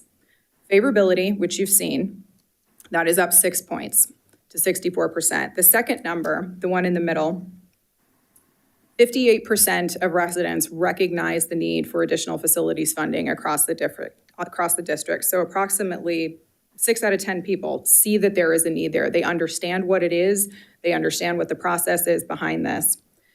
Now, third, the number on the right, this is an important focus for tonight's discussion. And as of the most recent survey that was conducted in April of 2026, support for the bond measure right now as it stands is at 55%. Now, it's important to note that when we polled in November of 2025, support was at 64%. Now, support dropped by 9 points over a 6-month period, but our favorability rose, need for funding, understanding of that, all of that went up, and the intensity in those areas also climbed significantly. But when we look at the number of 55, now it is a 55% requirement to pass a bond measure in California, but we are right at that threshold, and that is within the margin of error. And it's typically below what we want to see to really be confident in a bond measure viability when we get to Election Day. So to summarize this in one sentence, I'll say that residents support their schools here in Folsom, Cordova. They understand the need of what we have to do to build additional capacity and build additional facilities. But it's the heightened economic uncertainty that we are facing, rising household costs that are pulling down the bond viability right now at this moment. The support for our schools is there, and the willingness to take on a new cost in this moment is not where it needs to be. So the natural question for all of us to ask is, why is support soft when favorability is strong? And the research speaks to that directly. So on this slide, this is really the why behind the numbers, and it's incredibly important context for our conversation here tonight. So starting with the framing on the left, where we're coming from a position of strength, we're coming up from a position of trust, we're not entering this from a deficit. The community is with us on the what and the why. The open question for us to answer is the when. And I want to be clear that the 55% number that we're seeing, this is not a referendum on how the community feels about the schools, how they feel about the district, and what their trust is in the work that the district has done. It is a complete reflection on the economic environment that our families are living in right now. And the proof of that is environmental. It's not local. It's something that we're seeing in polling across the state. We're seeing it in nearly every community across California that is considering a spending measure, whether it's a local tax measure, whether it's a parks bond, whether it's a school district measure. And to underscore that, when we look at what took place in the June primary that was just held as it relates to school district bond measures, they only passed at a little over 50%. That is incredibly low. We usually see it significantly higher than that. This is a broader headwind. This is not a Folsom Cordova problem. And the column on the right is the why behind it. There's, a handful of figures up here. We know that, since February, gas has gone up. I think what we have up here are some national figures. I know I paid just over $6 when I fueled up on my way over here. That is one of the significant problems. Inflation is up 4.2% over year. Energy costs are rising, up over 23%. It's the highest it's been since 2023, and everyday staples that our families are consuming, those costs are going up as well, some of them at 22 to 35%. And that is showing up in the sentiment. 43% of voters are now ranking inflation as a top 3 concern. That is up 37% from March. And 57% say that the economy is getting worse, and more than 3/4 alone are saying that gas prices are straining their budgets. And when families feel that kind of pressure, asking them to take on a new tax capacity, even when it's for schools that they support, is us trying to push a boulder uphill. But one thing I do want to underscore here is that, and this should be a point of pride for everybody in this room and the entire team here at the district, is that over the past year, we asked, we listened, and we engaged in an incredibly meaningful way with our community, going to our community and hearing them and talking to them. And this is exactly how we build trust. And we've done that, and we can see that resonating here in these figures. And listening to the community in and of itself is a credibility builder that we need to continue to maintain. So the one line that I'll leave you with tonight before I turn it over to Sean to continue this discussion is that our community is not saying no to our schools. What they're saying is now is not the right time. So with that, I will turn it over to Sean. Welcome. Grab both pairs of my glasses. And so with this kind of direction coming from the survey, we wanted to provide some details for the board, kind of about what options, next steps, what it would look like for us. So we wanted to first start with the SFID information here, and very familiar with this, but I have the map so you can see, and this is a new one that we used through chat. I created the map on the right there. That kind of puts the lake in there and everything. But you can clearly see SFID 3, 4, and 5. I didn't include 1 and 2 on this. And also there is the outline of the city boundaries of Rancho Cordova and Folsom in there and how they overlap within our district. But the big area that obviously we're going to speak to is around SFID 3 specifically, but we will discuss all 3 areas. So within SFID 3, the 2 areas of real growth are Rio de Oro, which is the area in the Rancho Cordova southern western portion of the district, and then Folsom Ranch, which we know is on the southeastern side. In that area, we do still have $545 million remaining in bond authorization. We are in a place where we do need to build Rocky Ridge Elementary, and that is a priority project for us. However, we would need to access funds to be able to do that. And so we're going to talk about that here in a minute. These are assuming that if we don't go forward with a bond or a bond doesn't pass, this is what we would be doing in the process. And then next slide, I'm going to talk about the SFID 3 Advisory Committee, what their recommendations were, so that we remind ourselves of some of those pieces. Within SFID 4, just a few years back now, 2024, we passed measures R and S. We are actively doing those projects. In fact, I think you can go to either Cordova Villa or Cordova High and see active construction happening at this exact moment. And we're going to really use these projects as another indicator of the work, the level of quality, the construction, the taxpayer dollars going to high quality projects so that we can continue to justify asking our taxpayers to support us in the future. So that's happening in SFID 4, but it should be recognized that even with the passage of R&S, all the projects that we've identified in that area are not going to be able to be taken care of. In fact, we will probably end up only getting to 3 or 4 of the schools within the scope that we would want to do. But because we're doing such a massive projects at these schools and upgrading them to the standards of a new school, it does take quite a bit of funds. In SFID 5, we had a presentation earlier this evening that Craig and Jerry shared about we have, to the point now, we've fully expended Measure G. And it's done quite a few projects, a lot of lovely work within SFID 5. But we are at a place where going forward, we really won't have funding in the future to continue to do modernization projects and continue to keep the schools up to the same standard that we've set to this point. And so you can see within all of the areas, which is all of this combined is Folsom Cordova, we have facility needs in the future. And so a bond is definitely something that will benefit the entire district. Again, it's just when is the appropriate time to do that bond. So the SFID 3 Advisory Committee met, and it's been quite a few years now ago, but with that, the board had asked them to kind of really look at 3 questions. One was around the tax rates and the use of funds. The other one was about how do we equitably distribute the funds between the communities in SFID 3, kind of the western side and the eastern side of the SFID 3 area. And then where did we want to build our first comprehensive high school in SFID 3? And so that was the 3 areas that the committee was tasked with by the board. And so with regards to the tax rates, they didn't want to issue any remaining Measure M funds unless it was to balance the allocation between the western side and the eastern side. But I will share, at that time, it was assumed that tax rates would have to increase if we were to issue any more bonding authority. I will share because of the growth in the assessed value within SFID3, there is potential to be able to issue bonds or issue some of the $500 million of authority and be able to get out funding and still not increase the tax rates over the potential tax rates that are right now happening. So, and then they also recommended some value engineering, some other options, which we've implemented. For example, one of the newest school, Rocky Ridge, will actually be a brand new model where we actually have modular attached to stick build, which is something that is a unique design. I think we shared about this when we brought one of the contracts a few board meetings ago. But we're continuing to look at new engineering ways to be able to get capacity, but save on cost. And so we're working on that as well.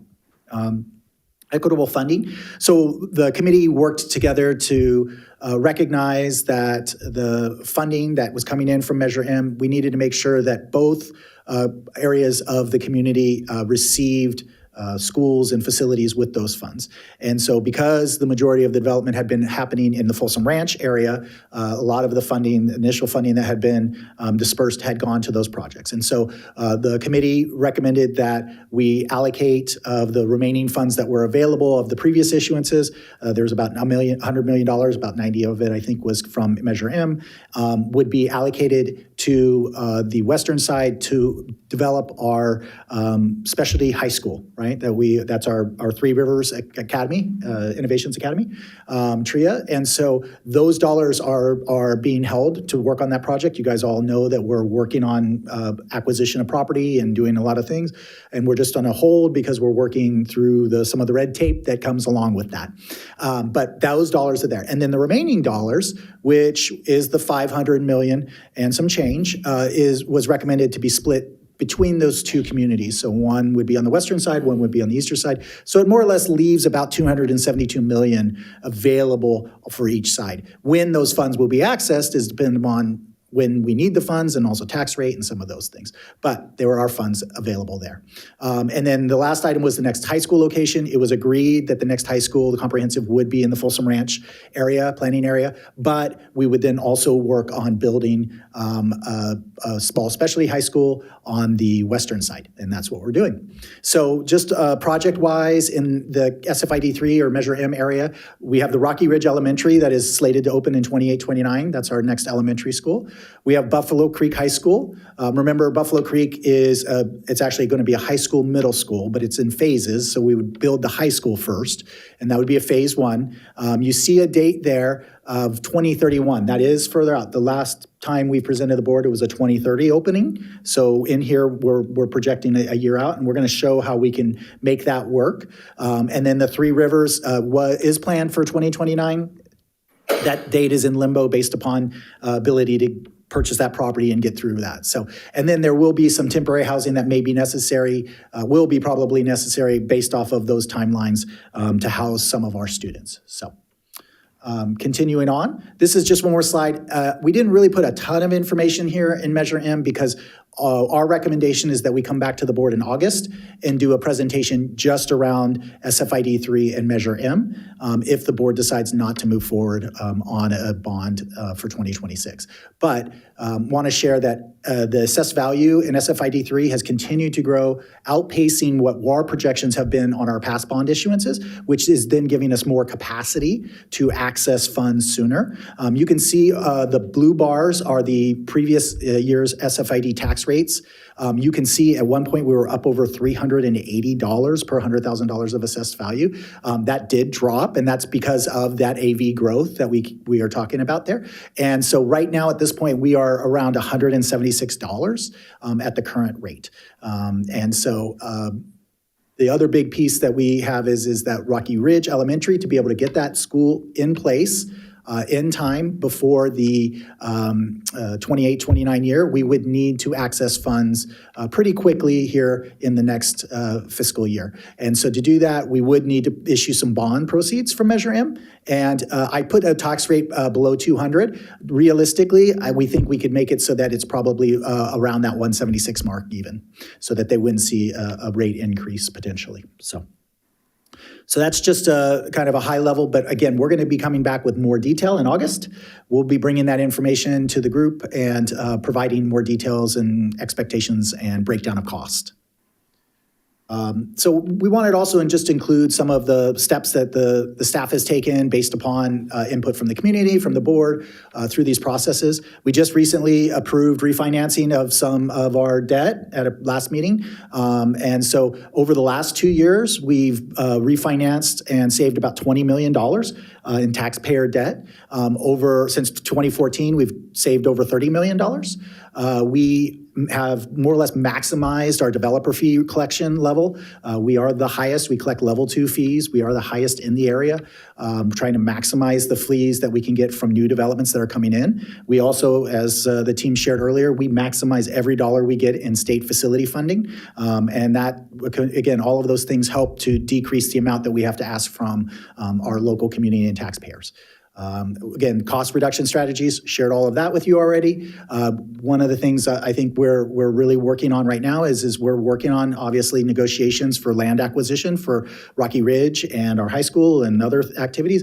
And we're more or less resetting the expectation on how we negotiate for that. And don't want to get into too much details, but our goal here is to be able to stand before the stakeholders, taxpayers, and show that we're doing our as most due diligence we can to try to minimize cost and save on those purchase prices. So just sharing that. Fully expended Measure G, we talked about that, but we can show all of the projects and the successful activities that occurred with those funds. Measure R and S, we're very excited. If we wait till 28, we will have these projects completed, or at least a good portion of them. And so we'll be able to show with the dollars that we received, the activities and the level of completion and the dollars that we saved by doing the projects. So we're very excited about that. Again, as Nanette shared, we've done a lot of communication with leadership. We'll continue to reach out to community members. We've done around our master facility plan and some of those pieces as well. But there's more to do. We know that. We can continue to grow and continue to develop. And we're trying to do everything possible to have the best product at the lowest cost.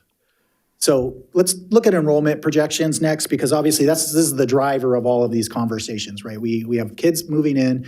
And I will share, earlier this evening, we heard some overflow issues at Folsom Hills and Oak Chan. That actually has the new students moving in south of Highway 50 have no impact on that, just so you guys know. That's the enrollment within those communities. Neither of those campuses are getting overflow from SFID 3 or that area. So that feels related, but the impact there is an unrelated component, just so you guys know.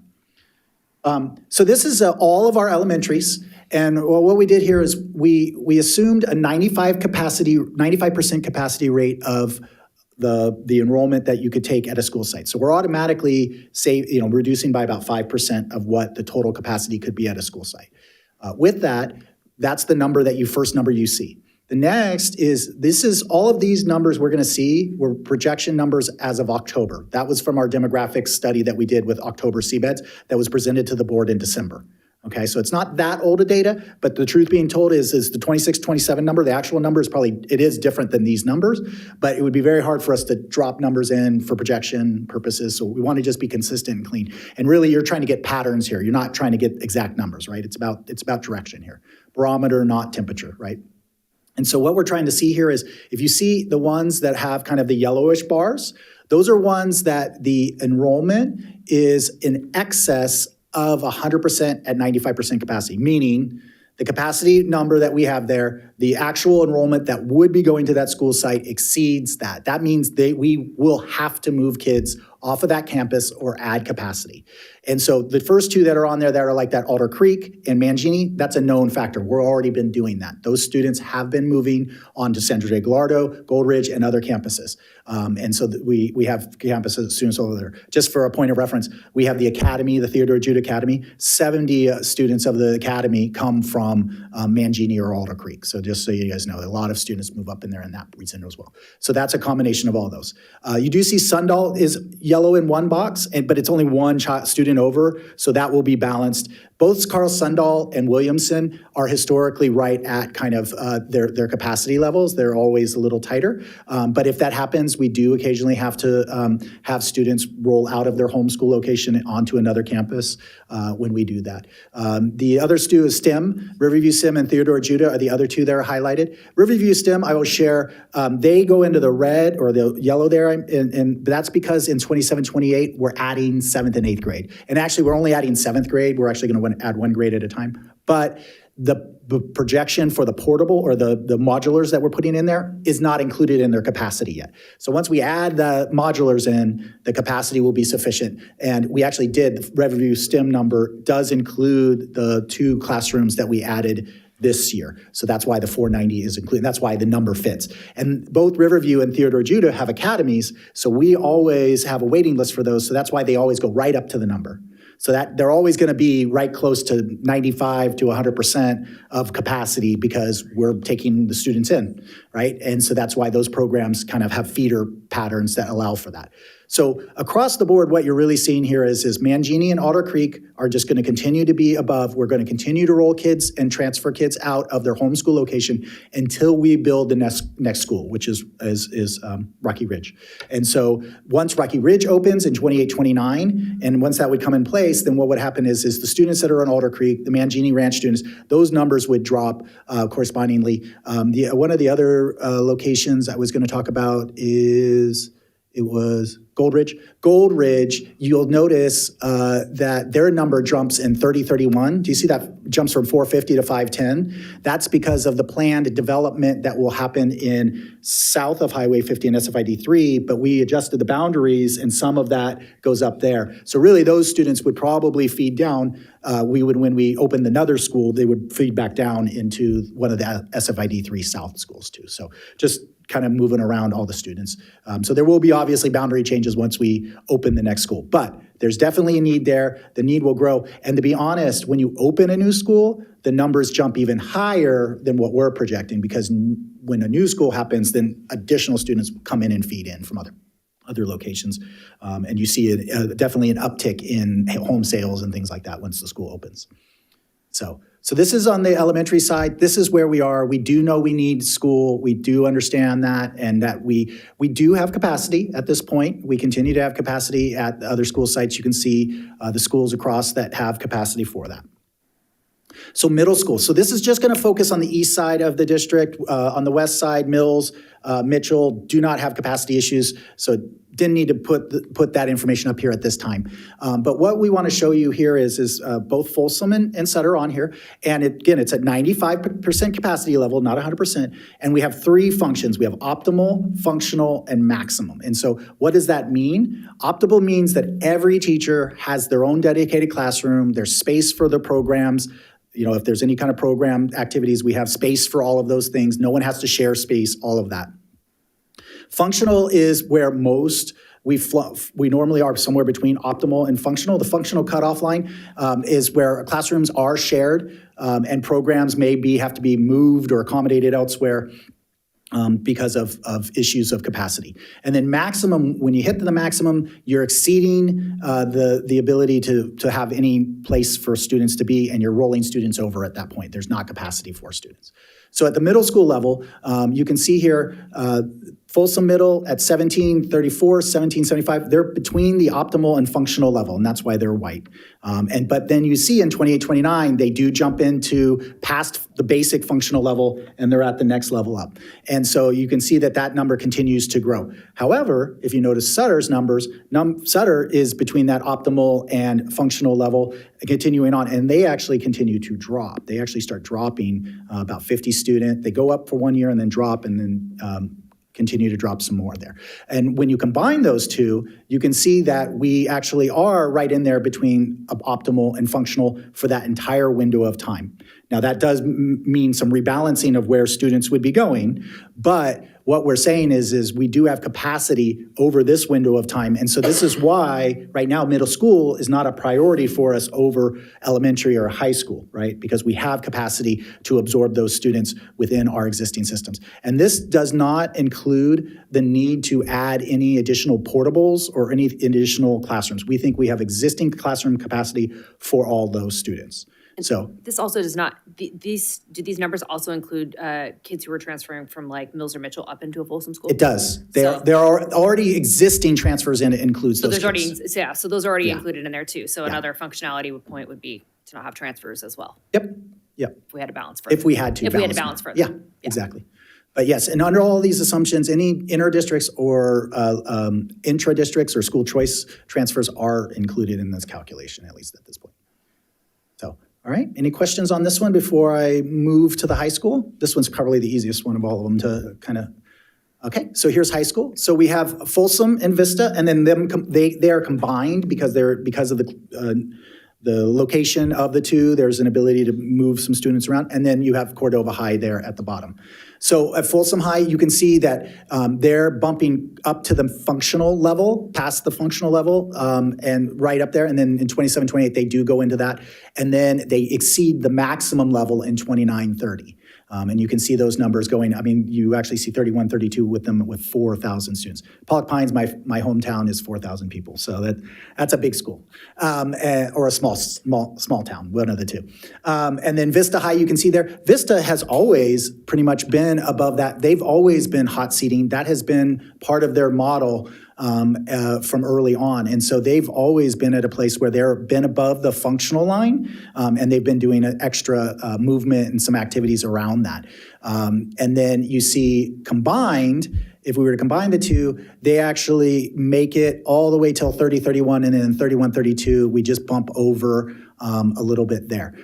But what I would share with you is that with Folsom High and Vista High, there is some capacity opportunities that are not included in here. So at Folsom High, we have independent living skills adult transition program.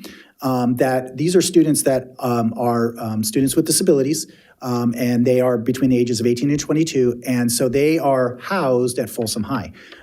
We are talking about rehousing them at another location. We had actually found a location. It didn't end up working out, but our plan is within this year to identify a new home location for those students and to get them off of a camp. It's more appropriate for them anyway, since they are adults, to be out and about, and the whole idea is that they're interacting with the community and doing those pieces. And so finding a place for them that works and getting the transportation to and from that location is something we want to work on. So, but that would then free up 3 classrooms.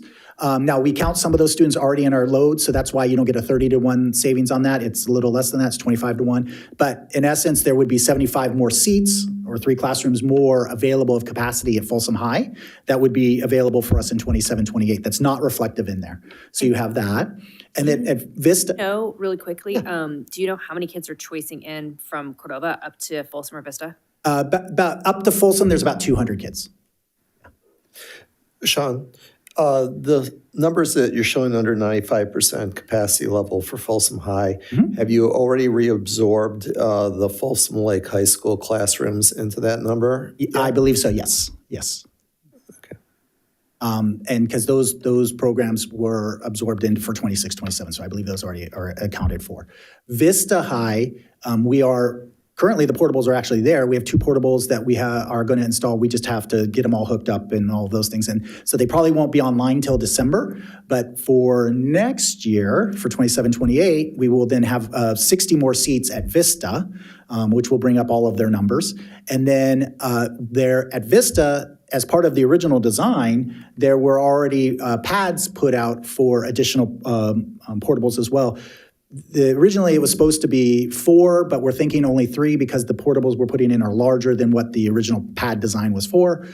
So that means probably maybe 3 more that we could do in 28, 29 if we wanted to move forward on that, which would get us another 90 seats. So there's another 150 seats of capacity that we could put in at Vista. Now, again, there's going to be some rebalancing because some students that are in the Folsom blocks right now would go to Vista to balance that load. But you can see there's about 265 additional seats that we could add into. If you look at that combined capacity, 265, then that makes it so that you are closer, you're at maybe 5,400 students, which gets you a little bit lower, or you actually increase the maximums, what you do by 2. So you get the 5,900 students or almost 6,000 students combined.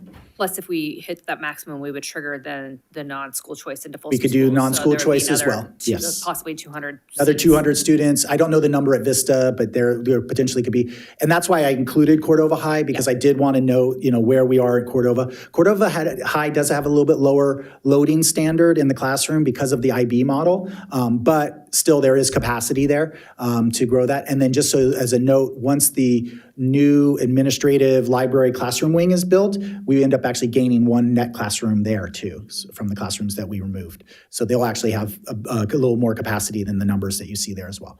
So there's some capacity in that piece as well. But what I think the important piece here is it going to be tight? Yes. Is there going to be problems with parking? Yes. But there is capacity to house all of these students and be able to meet that 31, 32, 30, 31 timeline potentially for a high school if we were not to go out to a bond. Because I think realistically, we're looking at a 31 opening date if we do not do the bond in 2026. I think but we think we only have to push it out 1 year, not 2 years, especially if we have the capacity to access some of the Measure M dollars long-term, and not immediately, but long-term to be able to do the land acquisition and maybe some of those pieces around the high school, the comprehensive high school, Buffalo Creek.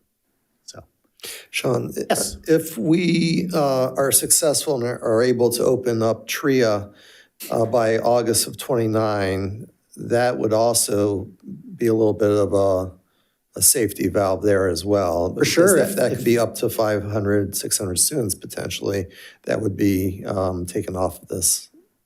Potentially, yes. Remember, a new school takes a couple years to trickle in. You normally start with a smaller class, or a freshman, sophomore class, or those types of things. So it would just be depending upon if we can make the model such that students want to gravitate towards that program. So how we market that will be a big piece, how we bring in the CTE programs, how we do those pieces to try to get students from Folsom and Vista, and we know Cordova as well. All three of them would potentially go there, yes. Okay. Okay. My only request is on the Vista. If there is again, I'm looking at my facilities colleagues here, pulling those 90 seats to 27, 28, if there is already padding there, not too much work, because the block schedule is in high demand. We always see 150 people in waiting list when the day comes first. Of course, the parking, I think City of Folsom is partnering with us on the parking at the park, Benevento Park. So there is some advantage. I think they're at the same timelines as what we are talking as well. So this is again, I just want to put this request to my two colleagues on the facilities committee to work with. Is there a way we can pull those 90 seats up to 27, 28? I just want to put that request here. To move them up to 27, 20? Okay. Yes. Okay. Because there is already padding. As I can hear you, it's extra getting those portables into that location. We still have a year in our hands. Yeah. That helps. Could you mean escalate the timeline to 27, 28 for those extra two portable or three portables? Because there is a lot of growth is still happening that side. They can absorb, Vista. And we can help a little bit on Folsom High. Okay. Yeah, we can definitely look into that. So I think it really comes down to being able to find portables to purchase. That's the hardest part a lot of times. So. Thank you. Okay, yeah. Any other questions on this? This is a new way of looking at it. I thought this actually helped me kind of visualize all of it in one kind of one box. So I do like the chart. Well, this might be our new way bringing that forward. So it's good. Okay. On the Rio del Oro side, yes. I know we can't see the crystal ball, how quickly they are building the homes. Yeah. There's still, because again, the only portion of Rio del Oro that's active right now is the small section owned by Elliott Homes. And are they saying 150 or 100 a year? How many are they doing? Wow. Slow. Okay, so 125 is what we're seeing a year, and that's it. So it's a trickle when you multiply. 0.6 is our average yield on something like that. So 120 homes, you're looking at 70 students, and that's across grade levels, all grade levels. So it's not super high growth from that area right now. Where we see tons of growth is just across our border on Douglas Road, on the Anatolia area. All of that's built, multiple subdivisions are all building at the same time. And so you've seen huge development there. At some point, that will happen to us. It's what like Folsom Hills or Folsom Ranch is, where multiple builders are building at the same time. That's when you see the growth. So, thank you. Yep, you got it. All right, any other questions on the high school page before I continue? Right, so staff recommendations, next steps. So elementary, I think, kind of made it clear, we need to talk about Rocky Ridge and continuing that opening for 28-29. On this slide, I said no tax rate increase, so I need to standardize that across my two slides. But in general, we think we do need to access Measure M, so we need to bring that back to the board to have conversations. And so in August, we'll be bringing details around that. Again, overflow is something that we're looking at. The Alder Creek Mangini is where the majority of the overflow is. Again, where the overflow is going, there is capacity at those school sites. It's not as though they're kicking out any neighborhood students or even school choice students at those schools that are being impacted. We're continuing to watch. We would love to see developers come into Rio Del Oro on that Rancho Cordova side, because there is capacity there. I mean, it's not like they have the infrastructure in a lot of ways there. It's just, it's getting built on the south side of Douglas instead of the north side. So we're just continuing to hold on that. On the middle school side, I didn't even include one because we really don't feel like we need to do anything specific for them at this point. Just continue to, there are a lot of portables that are just kind of being used as storage and things like that at Sutter and Folsom Middle that we have to make sure that we have capacity for classrooms. But other than that, there isn't much that we need to do there. At the high school sites, like we talked about relocating the 3 classrooms. At Folsom High, we'll create some space. And then Vista Del Lago, moving 2 portables and then 3 more. But we could, again, accelerate that timeline potentially, and then continue to work on the Buffalo Creek Phase 1 work. We're doing all of our pre-work. We're working with the DTSC. We're doing all the other stuff. Anything we can do now, we're trying to clear and get those functions done to maximize time once we have the money to move forward. So that's kind of where we are on the high school level. I will share both, I shouldn't say both. Vista, I already shared about their portables. Folsom and Vista, no, actually both of them could take even more portables than that if necessary. It would have to take up blacktop area that's currently used for basketball. And so it would take up that area, and it would have, we would have to bring in utilities and things of that nature. But we have done that at Cordova High. When we expanded over at Cordova High and added some of those portables, we did the exact same thing. So wouldn't it be unique? Very worst case scenario, if in 2028 we did go for a bond and it didn't pass, then that would be the next step in process, would be to add additional portables at those campuses. So, Superintendent, I don't know if this is the right place to have this conversation, although it is, I guess, somewhat topical, overflow management under elementary sites. But if you would rather perhaps the board request it for a future agenda item, I do have just, I guess, a quick question based on the folks that came earlier today. And I'm going to keep the numbers easy for me to understand. But so currently we have in 4th and 5th, we have a 34 student capacity, right? All right, so let's say you have 34 students that are going from 4th grade up to 5th grade. One student moves into that neighborhood school, and there's one school choice currently in the 34.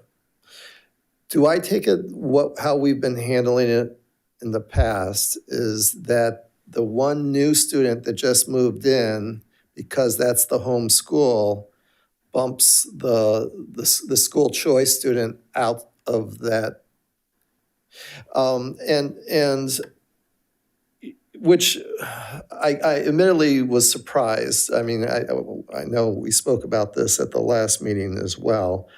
The fact that intra-district transfers, inter-district transfers that come from other school districts, once they enter that school site, we keep them through their promotion or graduation. But that's only at high school, correct? No, that's in each level. Each segment. So, yeah. There are conditions based on attendance and academics and behavior, want an inter-district transfer, but yes, you are correct. If you are accepted or the inter is granted, you are there through the segment, so to 5th, to 8th, or to 12th. Yeah. And I'm just wondering, how can the district adopt that same policy to intra-district transfers so that when that scenario that I just gave, that you had 34 4th graders that are going into 5th grade, and out of that 34 fourth graders, one is an one is a school choice, that during that summertime, a new student moves into that neighborhood district, that new student who moved in is the one that's moved to another school site, not the school choice student. The school choice student finishes out because clearly there were enough spots for them in fourth grade. So presumably there should be enough spots in fifth grade, except for the fact that people moved into that neighborhood. I think that seems more appropriate, perhaps. We have had this discussion at length at different levels, specifically in executive cabinet, and there are people charged from our executive team in taking a deep dive into, again, our inter and intra-district policies, but also the applications, because it shows up on the applications and our process, to make sure, to your point, that we're causing the least amount of disruption to the continuing ed of a student's life moving forward in the future, knowing that when you make bonds in your community, all that, we do have to balance that with all the structure in a district around if you have someone who lives right across the street from the school, right, being transported, overflowed somewhere else, and trying to find that balance in there. But I do agree with I think your point that you're also making is how we did this last year on the, when we talked about Folsom High and the inter-district transfers, is prioritizing the students who live in our district first, period, through all of our policies. And that's a priority for us as well.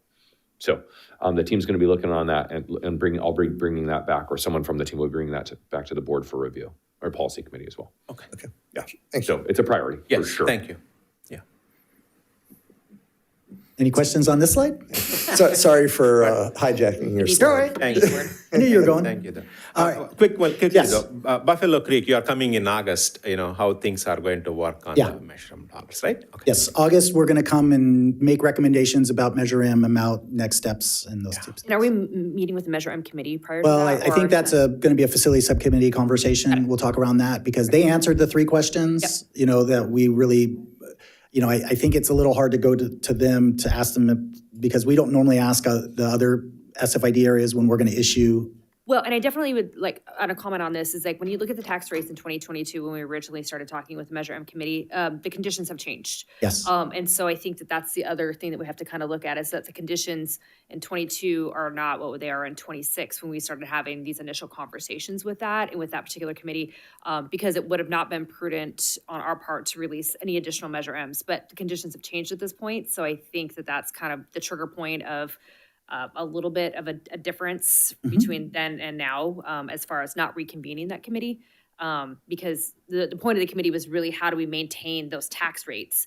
And if we can continue to maintain those tax rates and still be able to use those funding and things like that, I think that was part of the committee's major concerns is, looking at tax rates to the tune of $400 per versus the under 200 is very different than what we were looking at 2 or 3 years ago. So, and part of this has been going through this process of this has been able to kind of get those, assessed values up to the point that's tolerable for a community, where we can access those Measure M monies comfortably without being over at that $400 range. So. Right.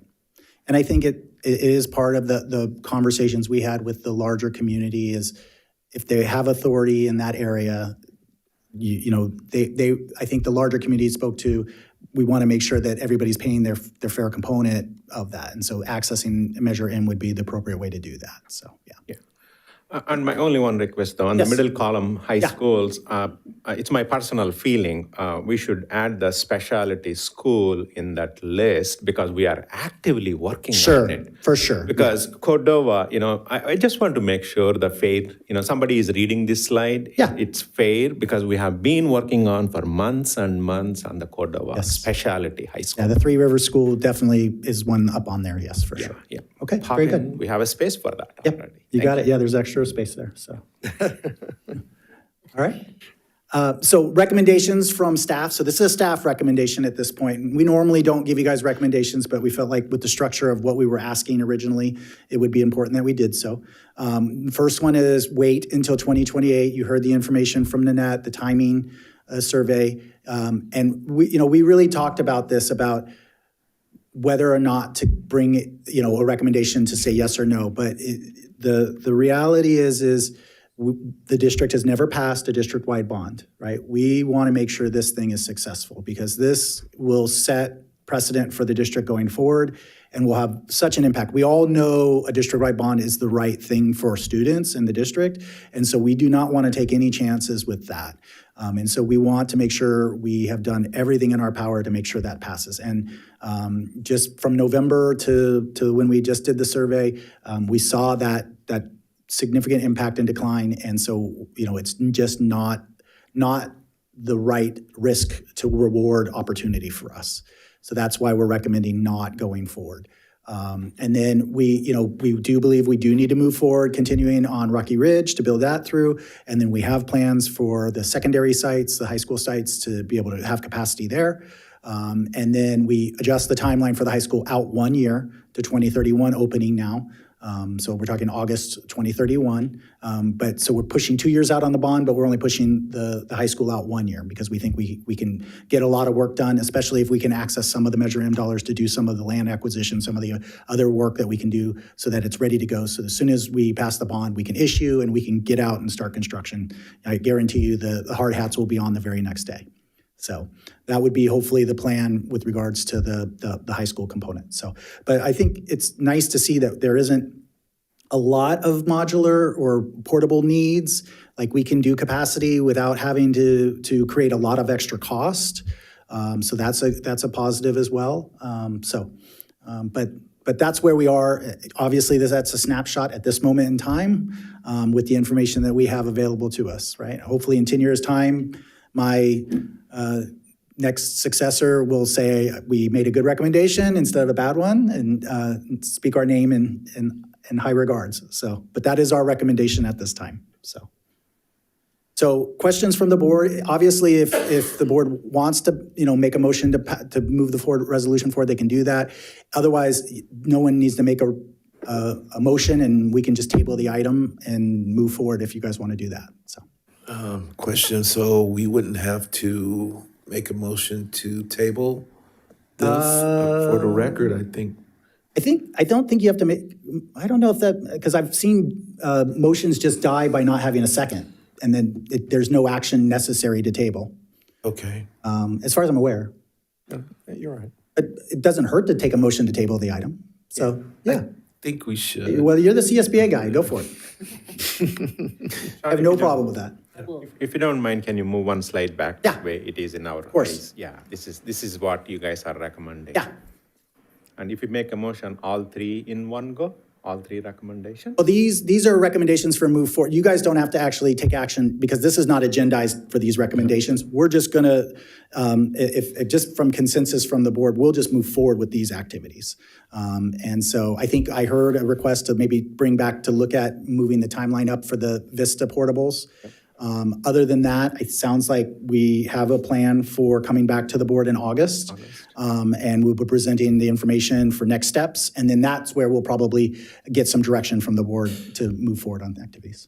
If you reuse this slide deck in the future, I would update this slide mentioning the fast lining, the portables, additional portables at Vista. Okay. But I would also add the fact that our goal is to open TRIA in August of 2029, because I want the public to have a full picture of, we're not just bumping a high school opening date back a year, but we're also expanding capacity at a high school that's not Folsom High School, it's Vista. And we're creating a small high school that, again, will be a little bit of a steam release. A little small, capacity, to your point. For sure. But with TRIA. So I just, I know. We'll update the deck before it gets adjusted to the minutes. Perfect. Okay. Sound good? Yes, We'll thank do you. that. All right. Okay. So are we entertaining a motion then to table? Madam President, can we maybe ask for public comment, Yes. if there is any? Public comment, yes. Any public comment? Seeing none. Seeing none. Okay, fantastic. Then a motion to table then? Formalize that? Yep, I'll make a motion to table this item for future. Fantastic. Moved by Mr. Chalem-Sherla to table, I second. second by Mr. Clark. Mr. Reed? Aye. Mr. Chalem-Churla? Aye. Mr. Clark? Aye. Ms. Larrett? Aye. Motion carries to table this item. Thank you. 4-0. We'll move on to information, facilities, project updates. Yeah, we just wanted to add this item onto the agenda today to make sure the board and the community can see all of the amazing work that's happening this summer at our schools to prepare for opening in a couple short months. As all of you know, and I'm sure most of the public knows, late May to early August is busy season for some of our teammates. And so as you drive around our campus, you can see all the hard work that's happening. And we just wanted to make sure to acknowledge all of that and to keep the board and the community updated on all the work that's happening right now. Okay, with that, we'll move on to superintendent's report. Okay, so I woke up this morning and I had a different sort of energy, and my wife, who's a teacher, who's also teaching summer school, she was like, what's going on? And, you know, tonight is the last board meeting before we have a short recess, a summer recess until we come back in August. And so it felt like the last day of school, felt like a kid, like in many ways. And so I wanted to take a moment to reflect on the year with some gratitude and some incredible optimism. So I wrote down my words this time. I think if anyone knows, I usually just have some bullet points, but I wanted to make sure I appreciated everybody and didn't forget any people or group in our amazing district. So first, I want to thank our classified teammates and our classified leadership, our certificated teammates and our certificated leadership, and our management teammates and our management leadership who's absent, for all their hard work, because every day in our classrooms, offices, cafeterias, on school buses, playgrounds, stages, and athletic fields, and throughout our facilities, you all make a difference in the lives of our students. The success of our district is the result of thousands of daily actions taken by people who care deeply about children and one another. I'm grateful for your commitment, professionalism, and unwavering dedication to our mission. I also want to thank our executive team. Their leadership, collaboration, and relentless focus on serving students has helped move our district forward this year. The work of leading a complex organization requires both vision and execution, and I am fortunate to work alongside such a talented and dedicated team. To our Board of Trustees, thank you for your leadership, governance, and partnership. Your commitment to students and willingness to engage in thoughtful dialogue around important decisions helps provide the stability and direction necessary for continuous improvement. To our families, community partners, and supporters, thank you for your trust and engagement.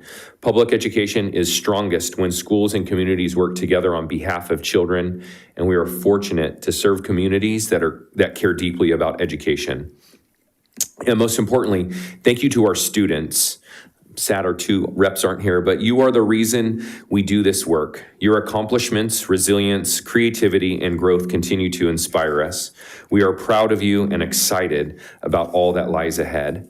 As I reflect on this past year, I believe we have strengthened the foundation for the future. We have clarified priorities, deepened our commitment to continuous improvement, and continued building a culture grounded in high care and high expectations. Looking ahead, our focus will be on learning how to effectively run short cycles of improvement and then scaling and spreading what works. Improvement at scale rarely comes from a single initiative or a single breakthrough. More often, it comes from disciplined learning, testing ideas, studying results, and sharing successful practices across the organization. Our opportunity next year is to become even more intentional about identifying effective practices and ensuring that every student benefits from them. The future is bright. We have talented people, supportive communities, dedicated trustees, and extraordinary students. Most importantly, we have a shared commitment to getting better every day on behalf of those we serve. As we enter the summer season, I also want to wish everyone a meaningful Juneteenth and a happy 4th of July. Both holidays remind us about our responsibility to build a better future for the next generation. Thank you for a remarkable year. I hope everyone has an opportunity to rest, recharge, spend time with loved ones, and return ready for another year of learning, growth, and continuous improvement. Thank you very much and have a wonderful summer. Much. Okay, we'll move on to board board member reports. We'll start with Mr. Clark.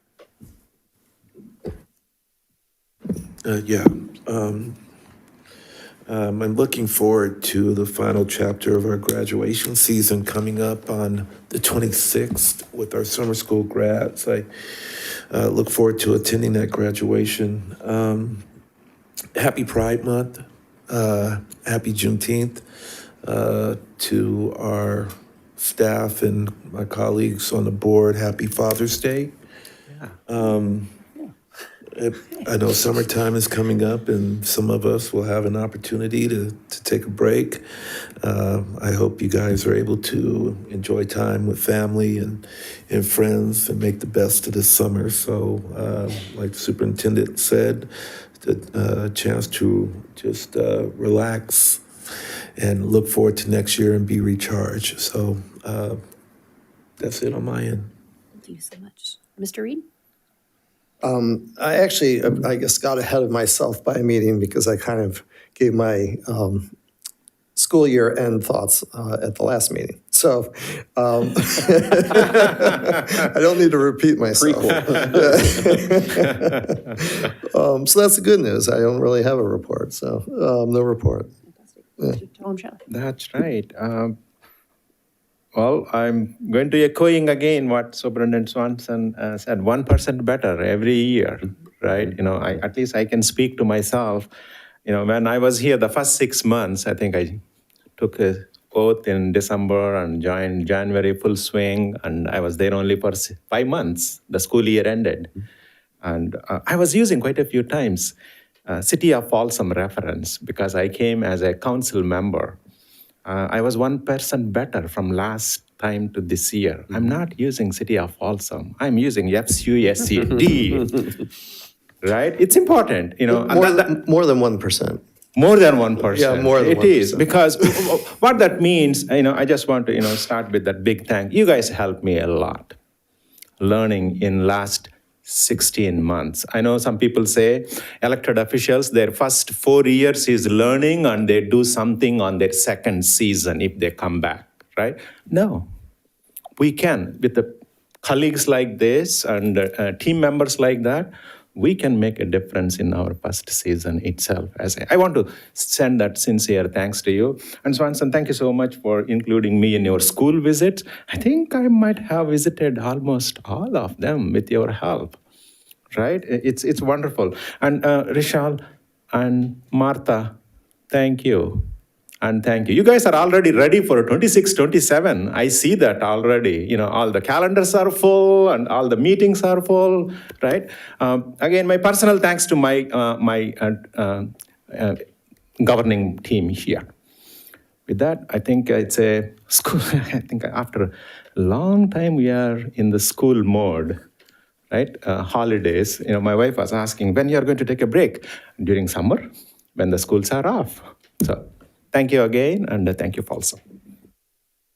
Thank you so much. I will just start by saying good luck we have 5 Cordova athletes that are actually headed to Nike Nationals this weekend. So we've got some sprinters and some distance runners. So want to wish them luck this weekend, and very excited for this awesome opportunity for them. They are at Hayward Field, so it's the big stage for track and field. So excited for them to have this opportunity, but wanted to give a special thanks to our facilities team, because while some of us are off during the summers, they are not. And so we appreciate all the hard work that they put in during the summertime to make sure that we are up and running and having amazing facilities when we get back in August. So thanks to them for all their hard work. And just want to echo what everyone else has basically said. Like, Rochelle and Martha are our lifelines. I mean, I don't know what I would do with my calendar if they were not telling me where I needed to be. So I really appreciate all their efforts and everything that they do for us. To our amazing partners, thank you so much for all you guys do and working with our teammates and stuff like that, and making sure that we have a great connectivity and we know what's going on. Appreciate all the work that you guys do. To our teachers and our classified staff, thank you for all you do for the year. And just my fellow board members, appreciate everything that you guys do and all the hard work that you guys put in on your committees and visiting schools and things. Just really want to extend my gratitude for that. And with that, we will move on to advanced planning. And our next board meeting is in August. And that will be on the 20th. So thank you for not having a board meeting on the first day of school. I know that everyone is very happy about that because we start at the crack of dawn. So so that's exciting. And then there is the future agenda items listed. And then do we have any suggested future agenda items that anyone would like to add? Can I ask the board a request, Madam President, as it relates to, and Trustee Reed, I know the task force for boys crisis in our district is that it is up and running, and we have a meeting next week on Tuesday, and I think we decided on a learning year. Can we remove that from the future agenda items because it is something that we're doing? And okay, perfect. And then as an update requires, we'll calendar it on the agenda, on a board agenda. And then the other thing is that we're coming back to the legislative action from CSBA on a land trust. That's kind of lingering there as well. Is that something that we can also remove because there's actually no movement on that through CSBA at the present. Do we want to do a resolution? I know that there was something like, I don't know if you had talked about changing some legislation language or something like that. Well, I had drafted proposed red lines to current law that would allow school districts to place the native tribes up at the top of being able to either purchase or even potentially for the district to donate. Honestly, I was thinking about this yesterday when I was looking at this agenda, and I'm trying to recall in January where this, because we talked about it in January. Yeah, I think my recollection, and it was the same thing was true back then, Trustee Clark, is that I think CSBA sort of holding, I think the recommendation from you, Trustee Reed, was that you would recommend some red lines and seek to have some board support on, I don't know if you had said a resolution, but that this board would like X to then move legislation potentially that way. Yeah, I mean, it could just be a simple resolution by this board, and if we can just transmit to CSBA, if it moves the mark, it moves the mark. If it doesn't, well, we tried. Okay, so do you want to work on a resolution and then let's do that over the summer. Work with me on the date? Yeah. And then can we remove it because we know it's forthcoming? Rochelle is just doing some housekeeping with me. Yeah. I mean, as long as we can get it on the calendar, yeah. Yeah, we will. Okay. All right. It's on record. It's on record. Yeah, okay, so we're good. Yeah. All right. Thank you. All right, any other items you want to add? We took some off, so do you want to add any on now? Rochelle says no. Madam President. No, I'm good. Nope. Okay, fantastic. We do not need to return to closed session, and so we will go ahead and adjourn our last meeting of the school year.